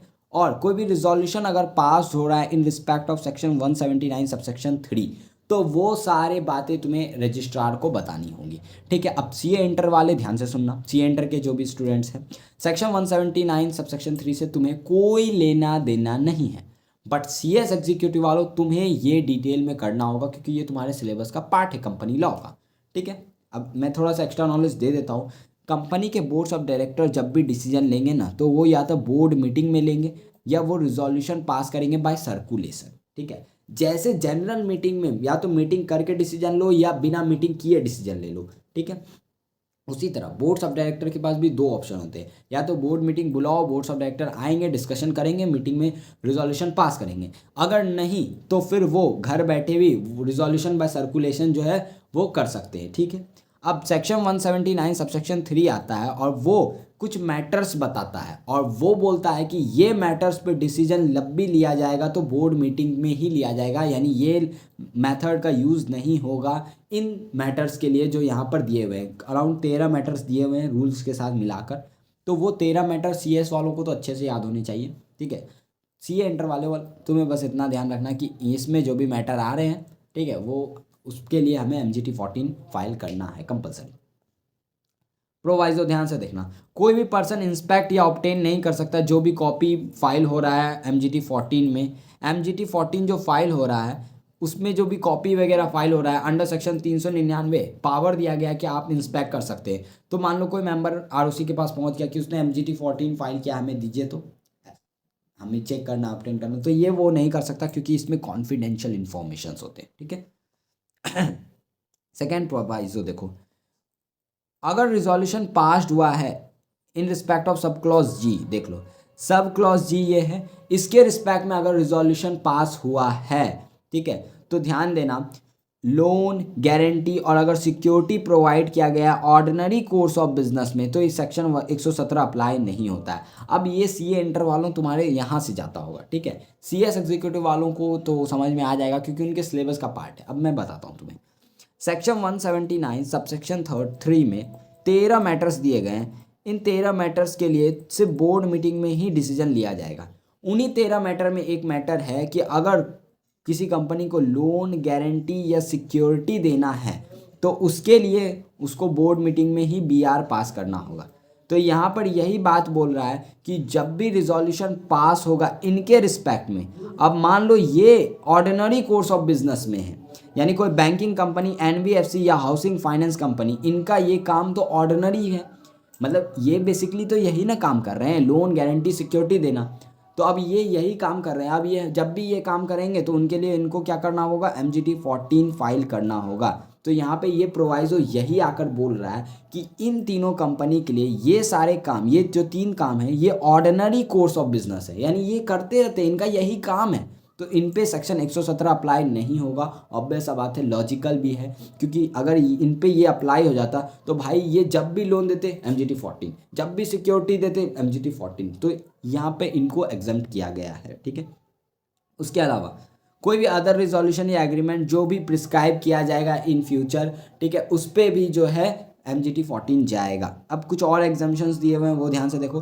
प्राइवेट कंपनी पे क्लॉज G अप्लाई नहीं होता, अगर उन्होंने कोई डिफ़ॉल्ट कर दिया है सेक्शन 92 और 137 के अंदर तो उन पे अप्लाई हो जाएगा, ठीक है। उसके अलावा IFC पब्लिक कंपनी पे भी क्लॉज G अप्लाई नहीं होता है। यहाँ तक हमें कोई दिक्कत है ही नहीं, सेक्शन 117 भी हमें समझ में आ गया, ठीक है। अब मैं थोड़ा सा ब्रेक ले रहा हूँ क्योंकि मेरे गले में दर्द है। यहाँ वीडियो तो उसके बाद ही कंटिन्यू हो जाएगा, बट तुम अभी यहाँ पर थोड़ा पॉज कर लो, पानी वानी पी लो, रेस्ट लेना है ले लो, उसके बाद जितने मैंने पढ़ाए वो एक बार फिर से रिकैप कर लो खुद से माइंड में आँख बंद करके, एंड उसके बाद फिर हम लोग आगे कंटिन्यू करेंगे।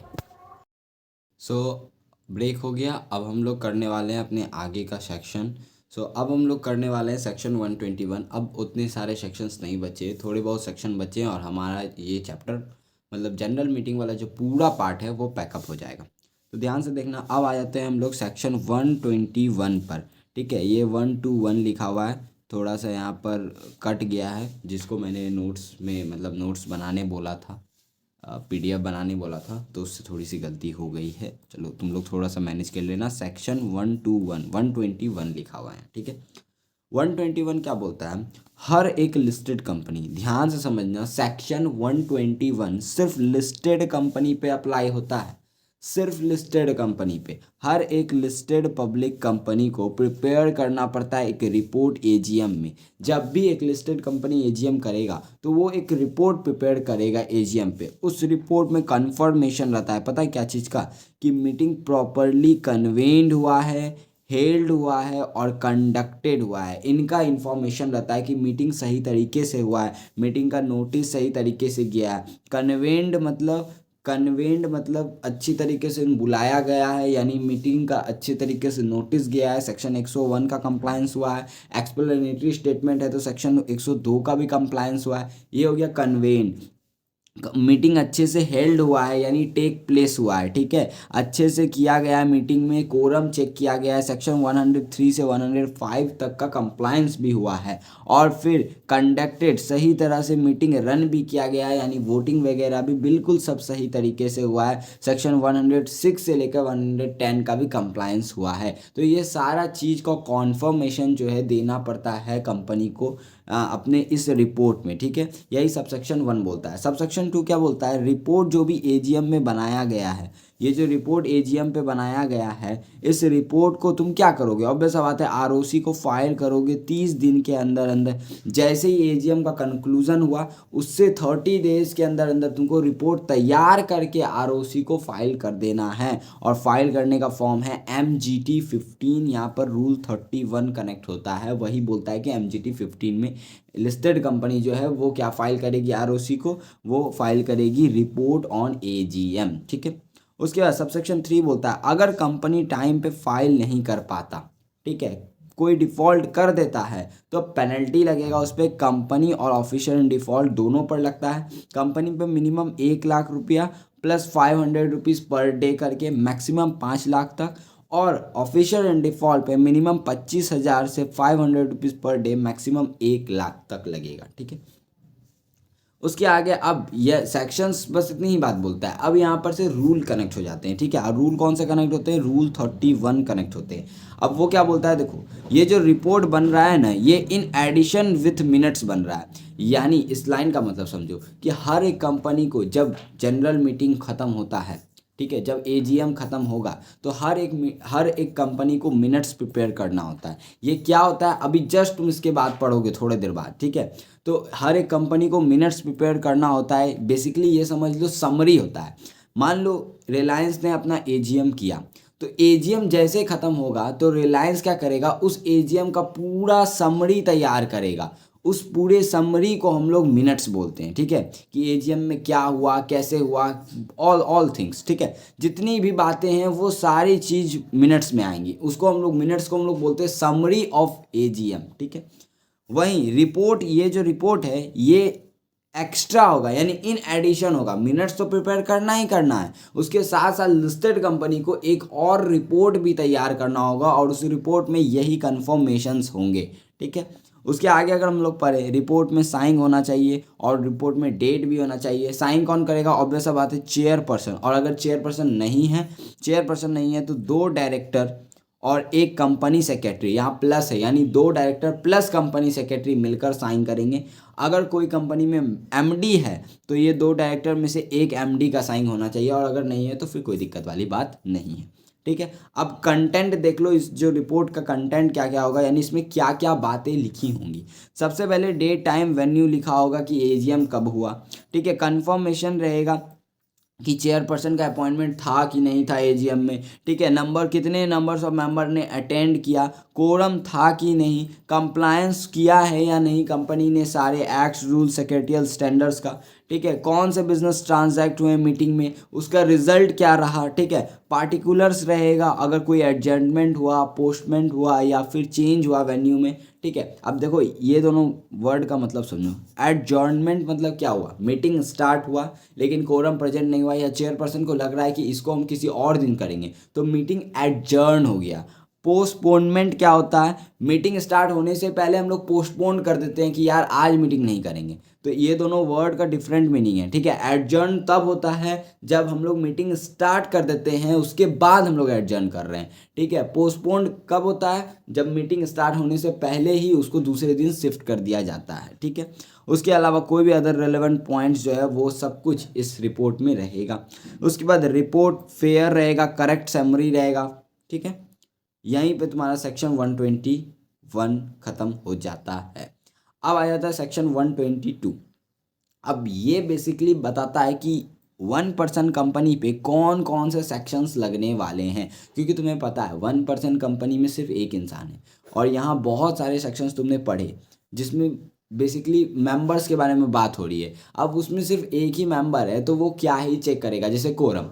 अब मेंबर में ओपीसी में क्या ही कोरम देखोगे तुम, हाँ क्या ही कोरम देखोगे, तो वही ये वाली बात बोल रहा है। सेक्शन 122 सबसेक्शन 1 क्या बोलता है, सेक्शन 98 क्या था, जल्दी बताओ जल्दी बताओ क्या था। उसके बाद 100 और 101 तक, 100 से 101 तक ये सब ओपीसी पे अप्लाई नहीं होता है। तुम खुद ही सोचो, ये सारे सेक्शन एक एक उठाना, ठीक है, और पहले देखना कि ये सेक्शन बोल क्या रहे हैं और तुम फिर खुद ही सोचना कि अच्छा ये ओपीसी पे इसलिए अप्लाई नहीं हो रहे। एग्जाम्पल में मैं दे देता हूँ, जैसे कि कोरम,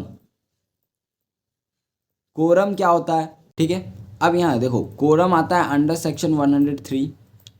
ये बेसिकली क्या बोलता है, ये बेसिकली बोलता है कि मिनिमम इतने मेंबर प्रेजेंट होने चाहिए मीटिंग में। अब तुम खुद सोचो, जब 1% कंपनी में सिर्फ एक ही इंसान प्रेजेंट है तो फिर और इंसान कहाँ से आएंगे और मेंबर्स कहाँ से आएंगे। तो ऑब्वियस सा बात है यहाँ कोरम का कोई रिक्वायरमेंट ही नहीं है। जैसे प्राइवेट कंपनी में बोलता है 2% प्रेजेंट होने चाहिए और ये अप टू 1000 मेंबर्स है तो 5 मेंबर पर्सनली प्रेजेंट होने चाहिए। तो लाओगे कहाँ से मेंबर, मेंबर ही एक है तो ऑब्वियस सा बात है सेक्शन 103 अप्लाई नहीं ही होगा, ठीक है। अब ये सेक्शन 98 क्या है, ये बेसिकली ईजीएम के पास ट्राइब्यूनल के पास पावर होती है।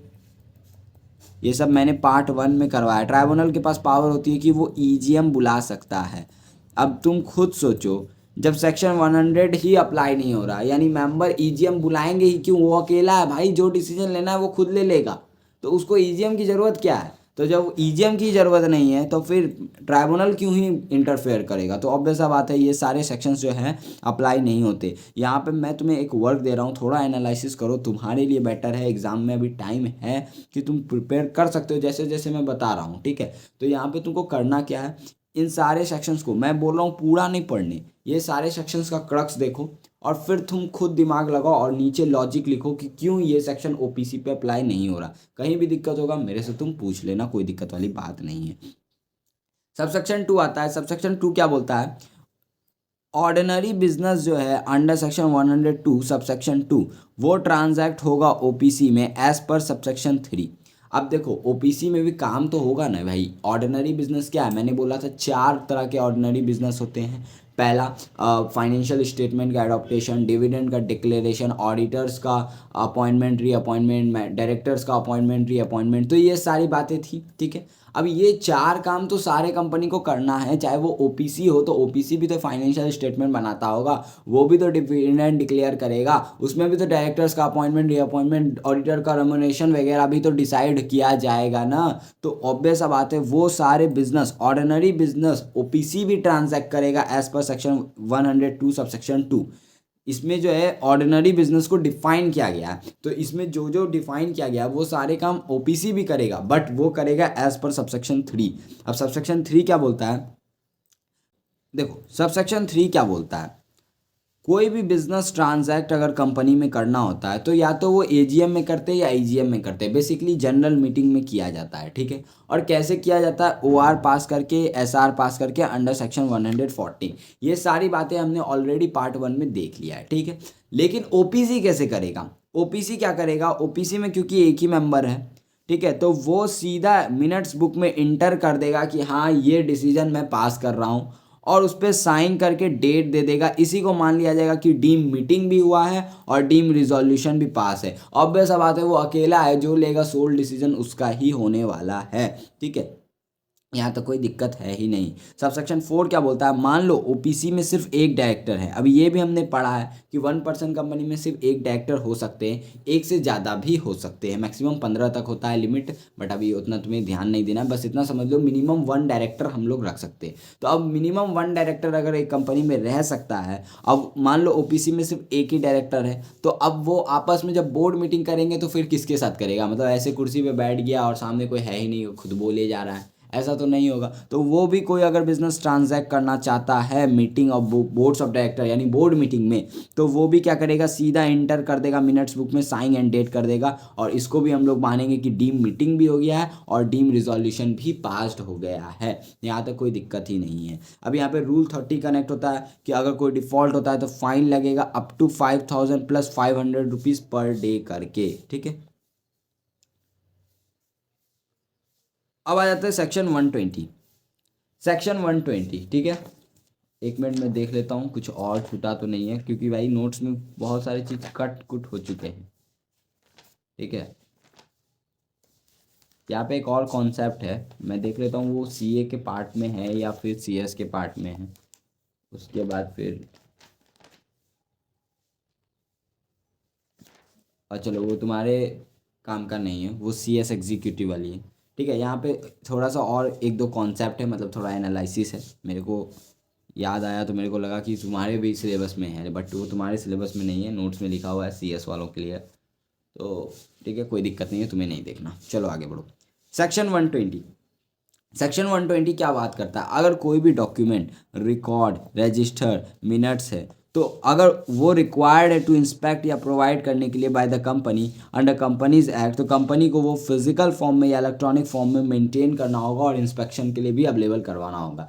लेट सपोज कंपनीज एक्ट ने बोला कि memorandum and articles of association जो है वो कोई भी इंसान जो है इंस्पेक्ट कर सकता है अंडर सेक्शन 399, ठीक है, और उसके साथ साथ उसका कॉपी भी ले सकता है, कंपनी से डिमांड कर सकता है। तो अगर ऐसे कोई डॉक्यूमेंट है जिसको इंस्पेक्ट किया जा सकता है, जिसको कंपनी को प्रोवाइड करना होगा ऑन डिमांड, तो कंपनी उसको मेंटेन करेगा। अब मेंटेन कैसे करेगा, या तो फिजिकल फॉर्म में करो या इलेक्ट्रॉनिक फॉर्म में करो, ये कंपनी की मर्जी, ठीक है। अब देखो यहाँ पर मैंने एग्जाम्पल दिया हुआ है, डॉक्यूमेंट मतलब क्या, memorandum, articles, financial statement, annual return, ठीक है। रिकॉर्ड मतलब क्या, share holders agreement under section 117 subsection 3, ठीक है। फिर रजिस्टर मतलब क्या, अभी हम लोग पढ़ के हम लोग अभी नहीं पढ़े हैं, मतलब पढ़ने वाले हैं, register of member under section 88। और उसके बाद मिनट्स जो अभी हम लोग जस्ट इसके बाद पढ़ने वाले हैं, जनरल मीटिंग, बोर्ड मीटिंग का अंडर सेक्शन 118। तो यहाँ पे मैंने इनके एग्जाम्पल भी दे दिए हैं कि ये क्या होते हैं, ठीक है। चलो रूल 27 कनेक्ट हो जाता है। देखो सेक्शंस में उतनी बातें नहीं लिखी हुई है, जो बातें लिखी हुई है वो रूल्स में लिखी हुई है, और रूल से क्वेश्चन आते हैं। सितंबर का अटेम्प्ट याद कर लो भाई, क्या खतरनाक क्वेश्चन बना था उसमें, सिर्फ रूल रूल रूल भरे हुए थे। तो इसलिए रूल को हल्के में मत लेना, भले ही इसमें कुछ ऐसे लाइन होते, एक दो लाइन होते जो इंपॉर्टेंट नहीं होते, बट फिर भी देख कर जाना, ठीक है। हर एक लिस्टेड कंपनी या कंपनी जिसके पास एटलीस्ट 1000 सिक्योरिटीज होल्डर है, यहाँ पे सिक्योरिटीज होल्डर में शेयर होल्डर, डिवेंचर होल्डर्स, ओ भाई पेन नहीं चल रहा, शेयर होल्डर, डिवेंचर होल्डर वो सब इंक्लूड है, ठीक है। यहाँ सिक्योरिटीज होल्डर की बात की है, शेयर होल्डर्स की बात नहीं की है, तो डिवेंचर होल्डर को भी काउंट करेंगे हम लोग, सिक्योरिटीज होल्डर को, अदर सिक्योरिटीज होल्डर जैसे वॉन्ट, कन्वर्टेबल सिक्योरिटीज़, इनको भी काउंट करेंगे, और शेयर होल्डर को भी हम लोग काउंट करेंगे।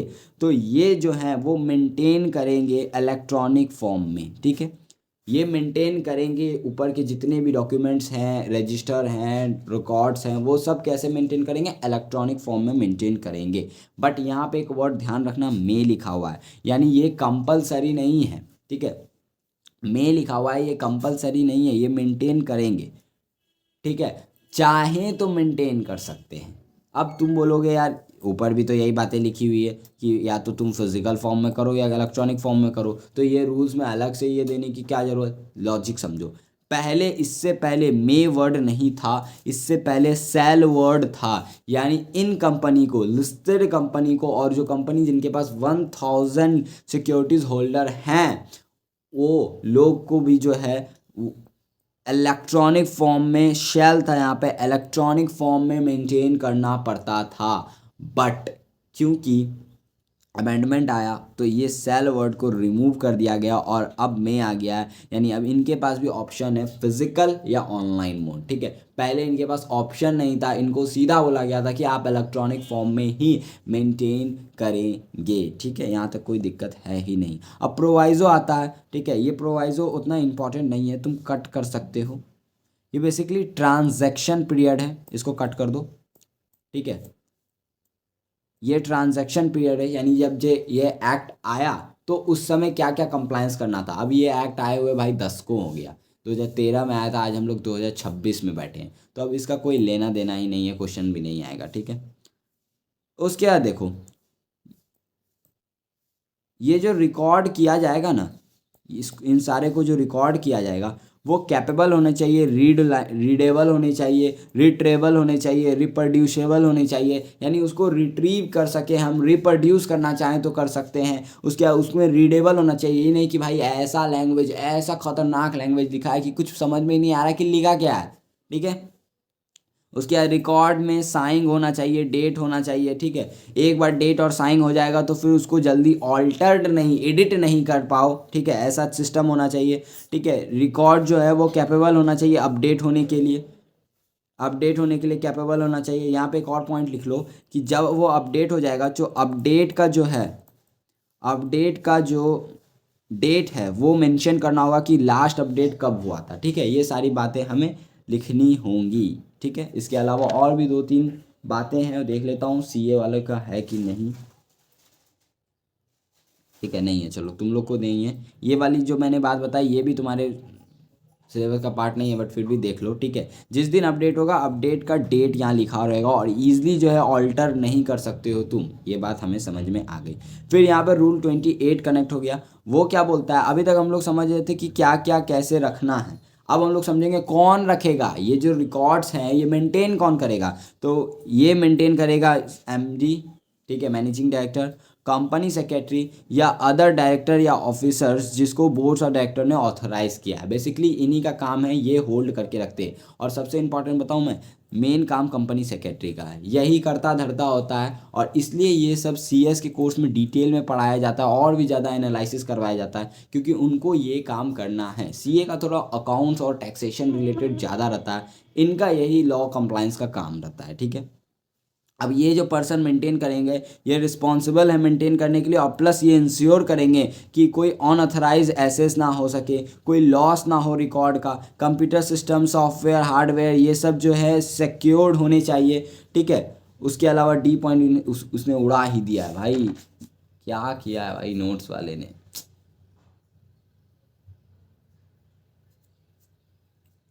साइन लिखो, साइन, जेन्युइन साइन होना चाहिए। ठीक है, उसके अलावा और भी बात से हैं लेकिन वो शायद तुम्हारे सिलेबस में नहीं है, छोड़ दो। इतनी सारी बातें, रूल आएगा तो बस इतनी सी बातें लिख देना है तुम्हें। ठीक है, रूल थोड़ा सा तुम्हें परेशान करेगा, थोड़ा सा लगता है कि यार बोरिंग है, बट उतना भी नहीं है, तुम आराम से कर सकते हो।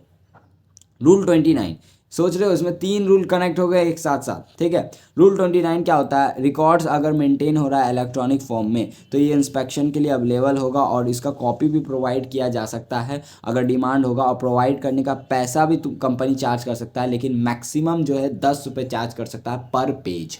ठीक है, रूल 30 पेनल्टी के बारे में बात करता है, एंड होपफुली पेनल्टी के बारे में तुम्हारे मॉड्यूल में नहीं दिया गया है, तुम्हारे सिलेबस में कवर नहीं है, नहीं तो फिर रूल 30 के पेनल्टी भी बताता मैं।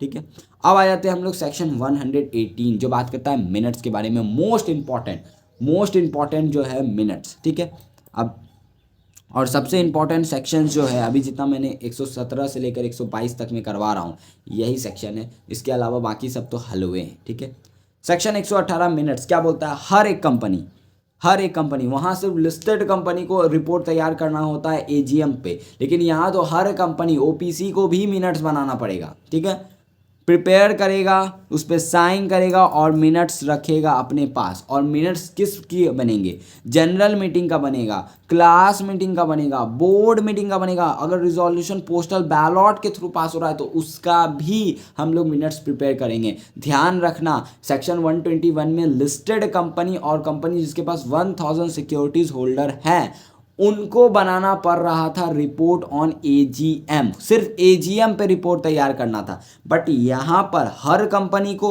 और किस पे?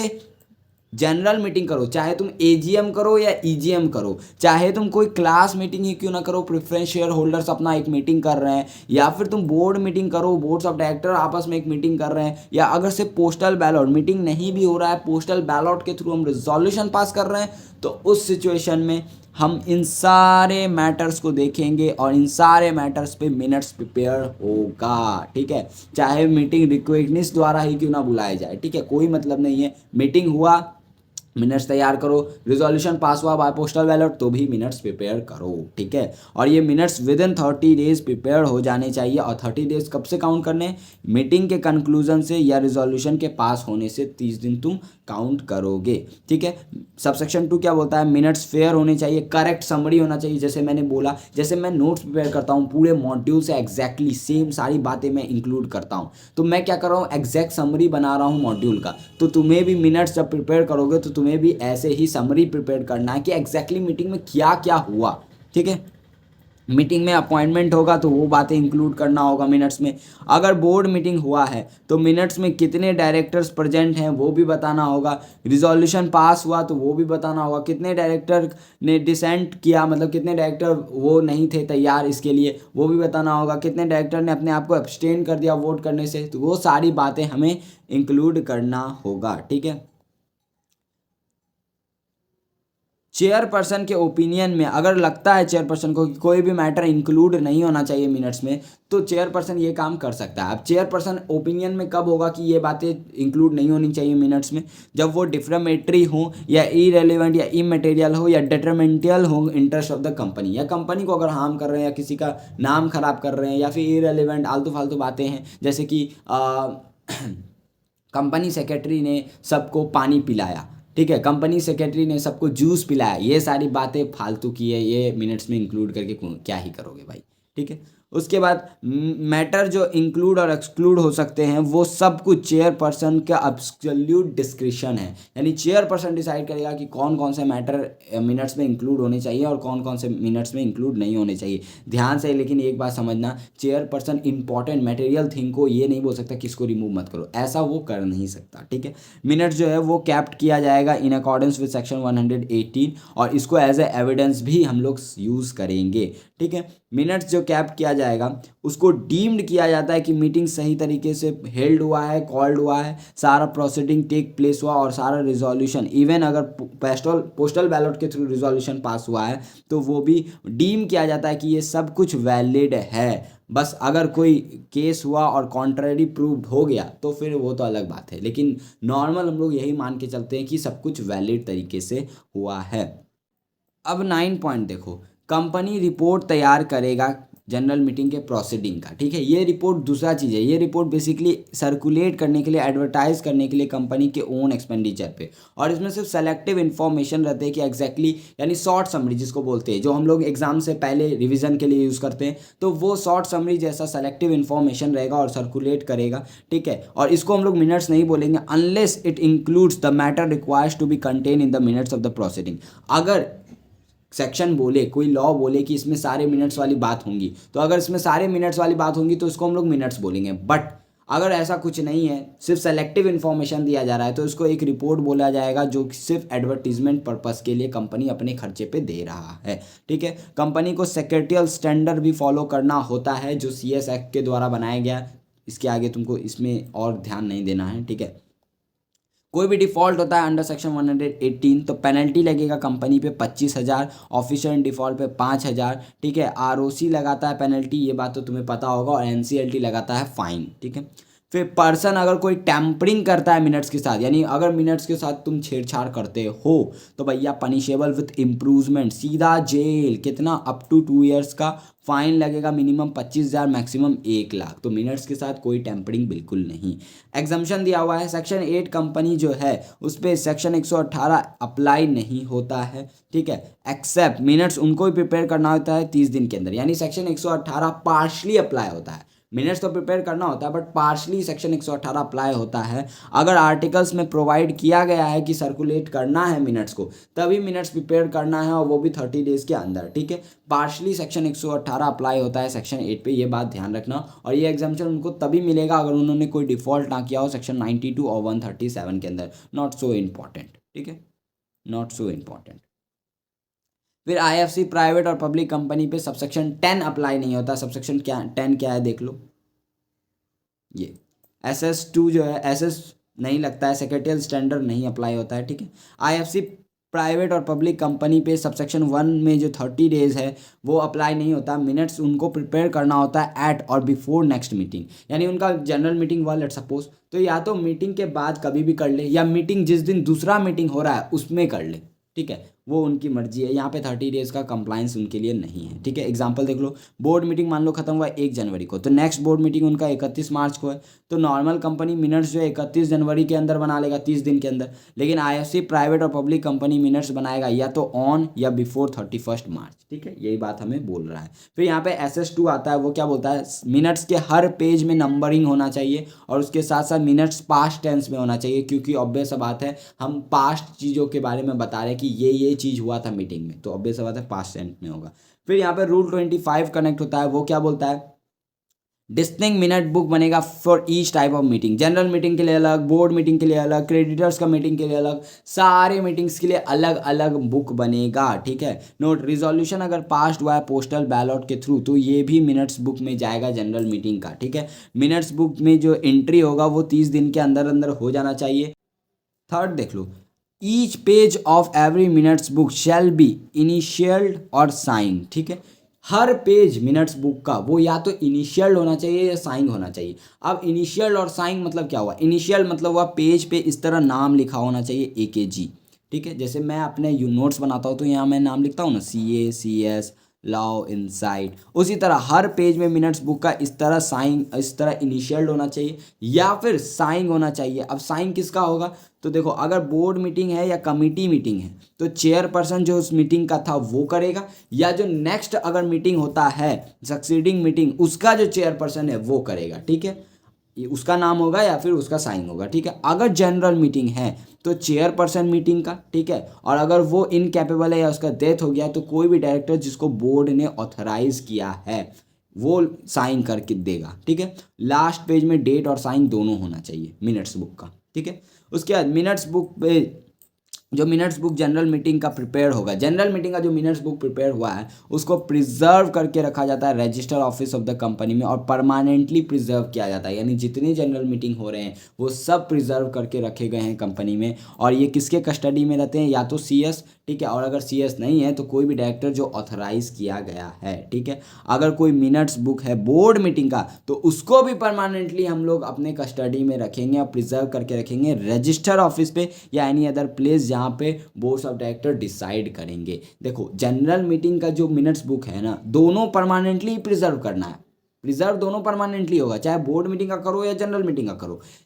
अंतर सिर्फ प्लेस का है, जैसे यहाँ पर तुम्हें रजिस्टर ऑफिस में ही करना है, जनरल मीटिंग का जो मिनट्स है वो सिर्फ रजिस्टर ऑफिस में ही प्रिजर्व होना चाहिए, और बोर्ड मीटिंग का तुम रजिस्टर ऑफिस में भी रख सकते हो या अदर प्लेस पे भी रख सकते हो जहाँ बोर्ड ऑफ डायरेक्टर डिसाइड कर रहे हैं, ठीक है। इसी के साथ हमारा बहुत बड़ा सेक्शन 118 खत्म हो गया है, ठीक है। 117 भी ऑलरेडी हमने कर लिया है, 119 अभी हम लोग करने वाले हैं, ठीक है। 121 भी कर लिया है, 122 भी कर लिया और 120 भी कर लिया। लास्ट हमारा सेक्शन है और ये पार्ट बिल्कुल ओवर पैकअप हो जाएगा हमारा। सेक्शन 119 ये क्या बोलता है, एक बुक जो कंटेन करता है मिनट्स ऑफ द प्रोसीडिंग उसको मेंटेन करना है रजिस्टर ऑफिस में, ठीक है, और वो इंस्पेक्शन के लिए भी अवेलेबल होगा by any member business hour में एटलीस्ट 2 आवर ईच डे और बिजनेस डे में, ठीक है।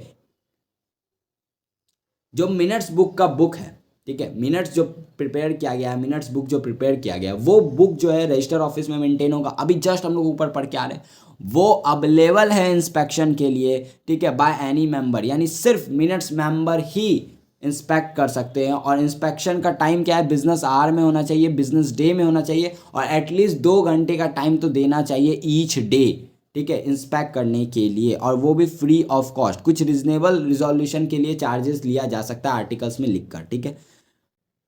अगर कोई मेंबर रिक्वेस्ट कर रहा है कॉपी का, इंटाइटल टू फर्निश इंफॉर्मेशन है, तो उस सिचुएशन में वो कंपनी को रिक्वेस्ट करेगा, और company with in 7 working days के अंदर अंदर वो रिक्वेस्ट के, और जैसे ही उसको पेमेंट रिसीव हो गया, कंपनी प्रोवाइड कर देगा कॉपी ऑफ मिनट्स उस पर्सन को, उस मेंबर को, ठीक है। अगर कंपनी ने रिफ्यूज़ कर दिया इंस्पेक्शन करवाने से, या फिर फर्निश नहीं किया इन्फॉर्मेशन, यानी सबसेक्शन 1 या सबसेक्शन 2 के अंदर डिफ़ॉल्ट किया, तो पेनल्टी लगेगा कंपनी पे 25,000, ऑफिशियल इन डिफ़ॉल्ट पे 5,000, ठीक है। इन केस अगर रिफ्यूज़ल या डिफ़ॉल्ट होता है तो ट्राइब्यूनल भी यहाँ इंटरवीन कर सकता है, और वो इन एडिशन विद पेनल्टी लगाने के बाद बोल सकता है कि भाई इंस्पेक्शन के लिए कॉपी भेजो, या फिर अगर उसको कॉपी प्रोवाइड करना है तो कॉपी दो उसको, ठीक है। ये बात हमें समझ में आ गई। फिर रूल 26 यहाँ पे कनेक्ट होता है। वो क्या बोलता है, मेंबर जो इन्फॉर्मेशन फर्निश करेगा उसके लिए वो कुछ फ़ी पे कर सकता है जो आर्टिकल्स में लिखा हुआ है, ठीक है, बट वो भी 10 रुपये पर पेज ज़्यादा नहीं होना चाहिए। यानी अगर कोई मेंबर को चाहिए मिनट्स बुक का कॉपी एक्सट्रैक्ट, तो फिर वो पैसे देगा, ठीक है। इंस्पेक्शन फ्री में तुम कर सकते हो, बट अगर तुम कॉपी लोगे तो तुम पैसे चार्ज कर सकते हो, कंपनी पैसे चार्ज कर सकता है, तो वो 10 रुपये से ज़्यादा नहीं हो सकता है पर पेज। इसका प्रोवाइजो देख लो, अगर मेंबर ने सॉफ्ट कॉपी मांगा कि भाई सॉफ्ट कॉपी दे दो, हार्ड कॉपी की ज़रूरत नहीं है हमें, तो उस सिचुएशन में अगर जनरल मीटिंग के रिस्पेक्ट में माना है, लास्ट 3 प्रीसीडिंग फाइनेंशियल ईयर के रिस्पेक्ट में, तो फिर वो फ्री ऑफ कॉस्ट हो जाएगा, ठीक है। यहीं पे हमारा ये वाला पार्ट ख़त्म हो जाता है, और हमने सेक्शन 96 से 122 कवर कर लिया है। अब जो बचा हमारा छोटा सा पार्ट, रजिस्टर एंड रिटर्न्स वाला, सेक्शन 88 से लेकर 95 तक, ये हम पार्ट 3 में करेंगे। नोट्स अभी मैं टेलीग्राम पे डाल देता हूँ। मिलते हैं नेक्स्ट वीडियो में, तब तक के लिए tata bye bye, all the best, and बस पढ़ते रहो।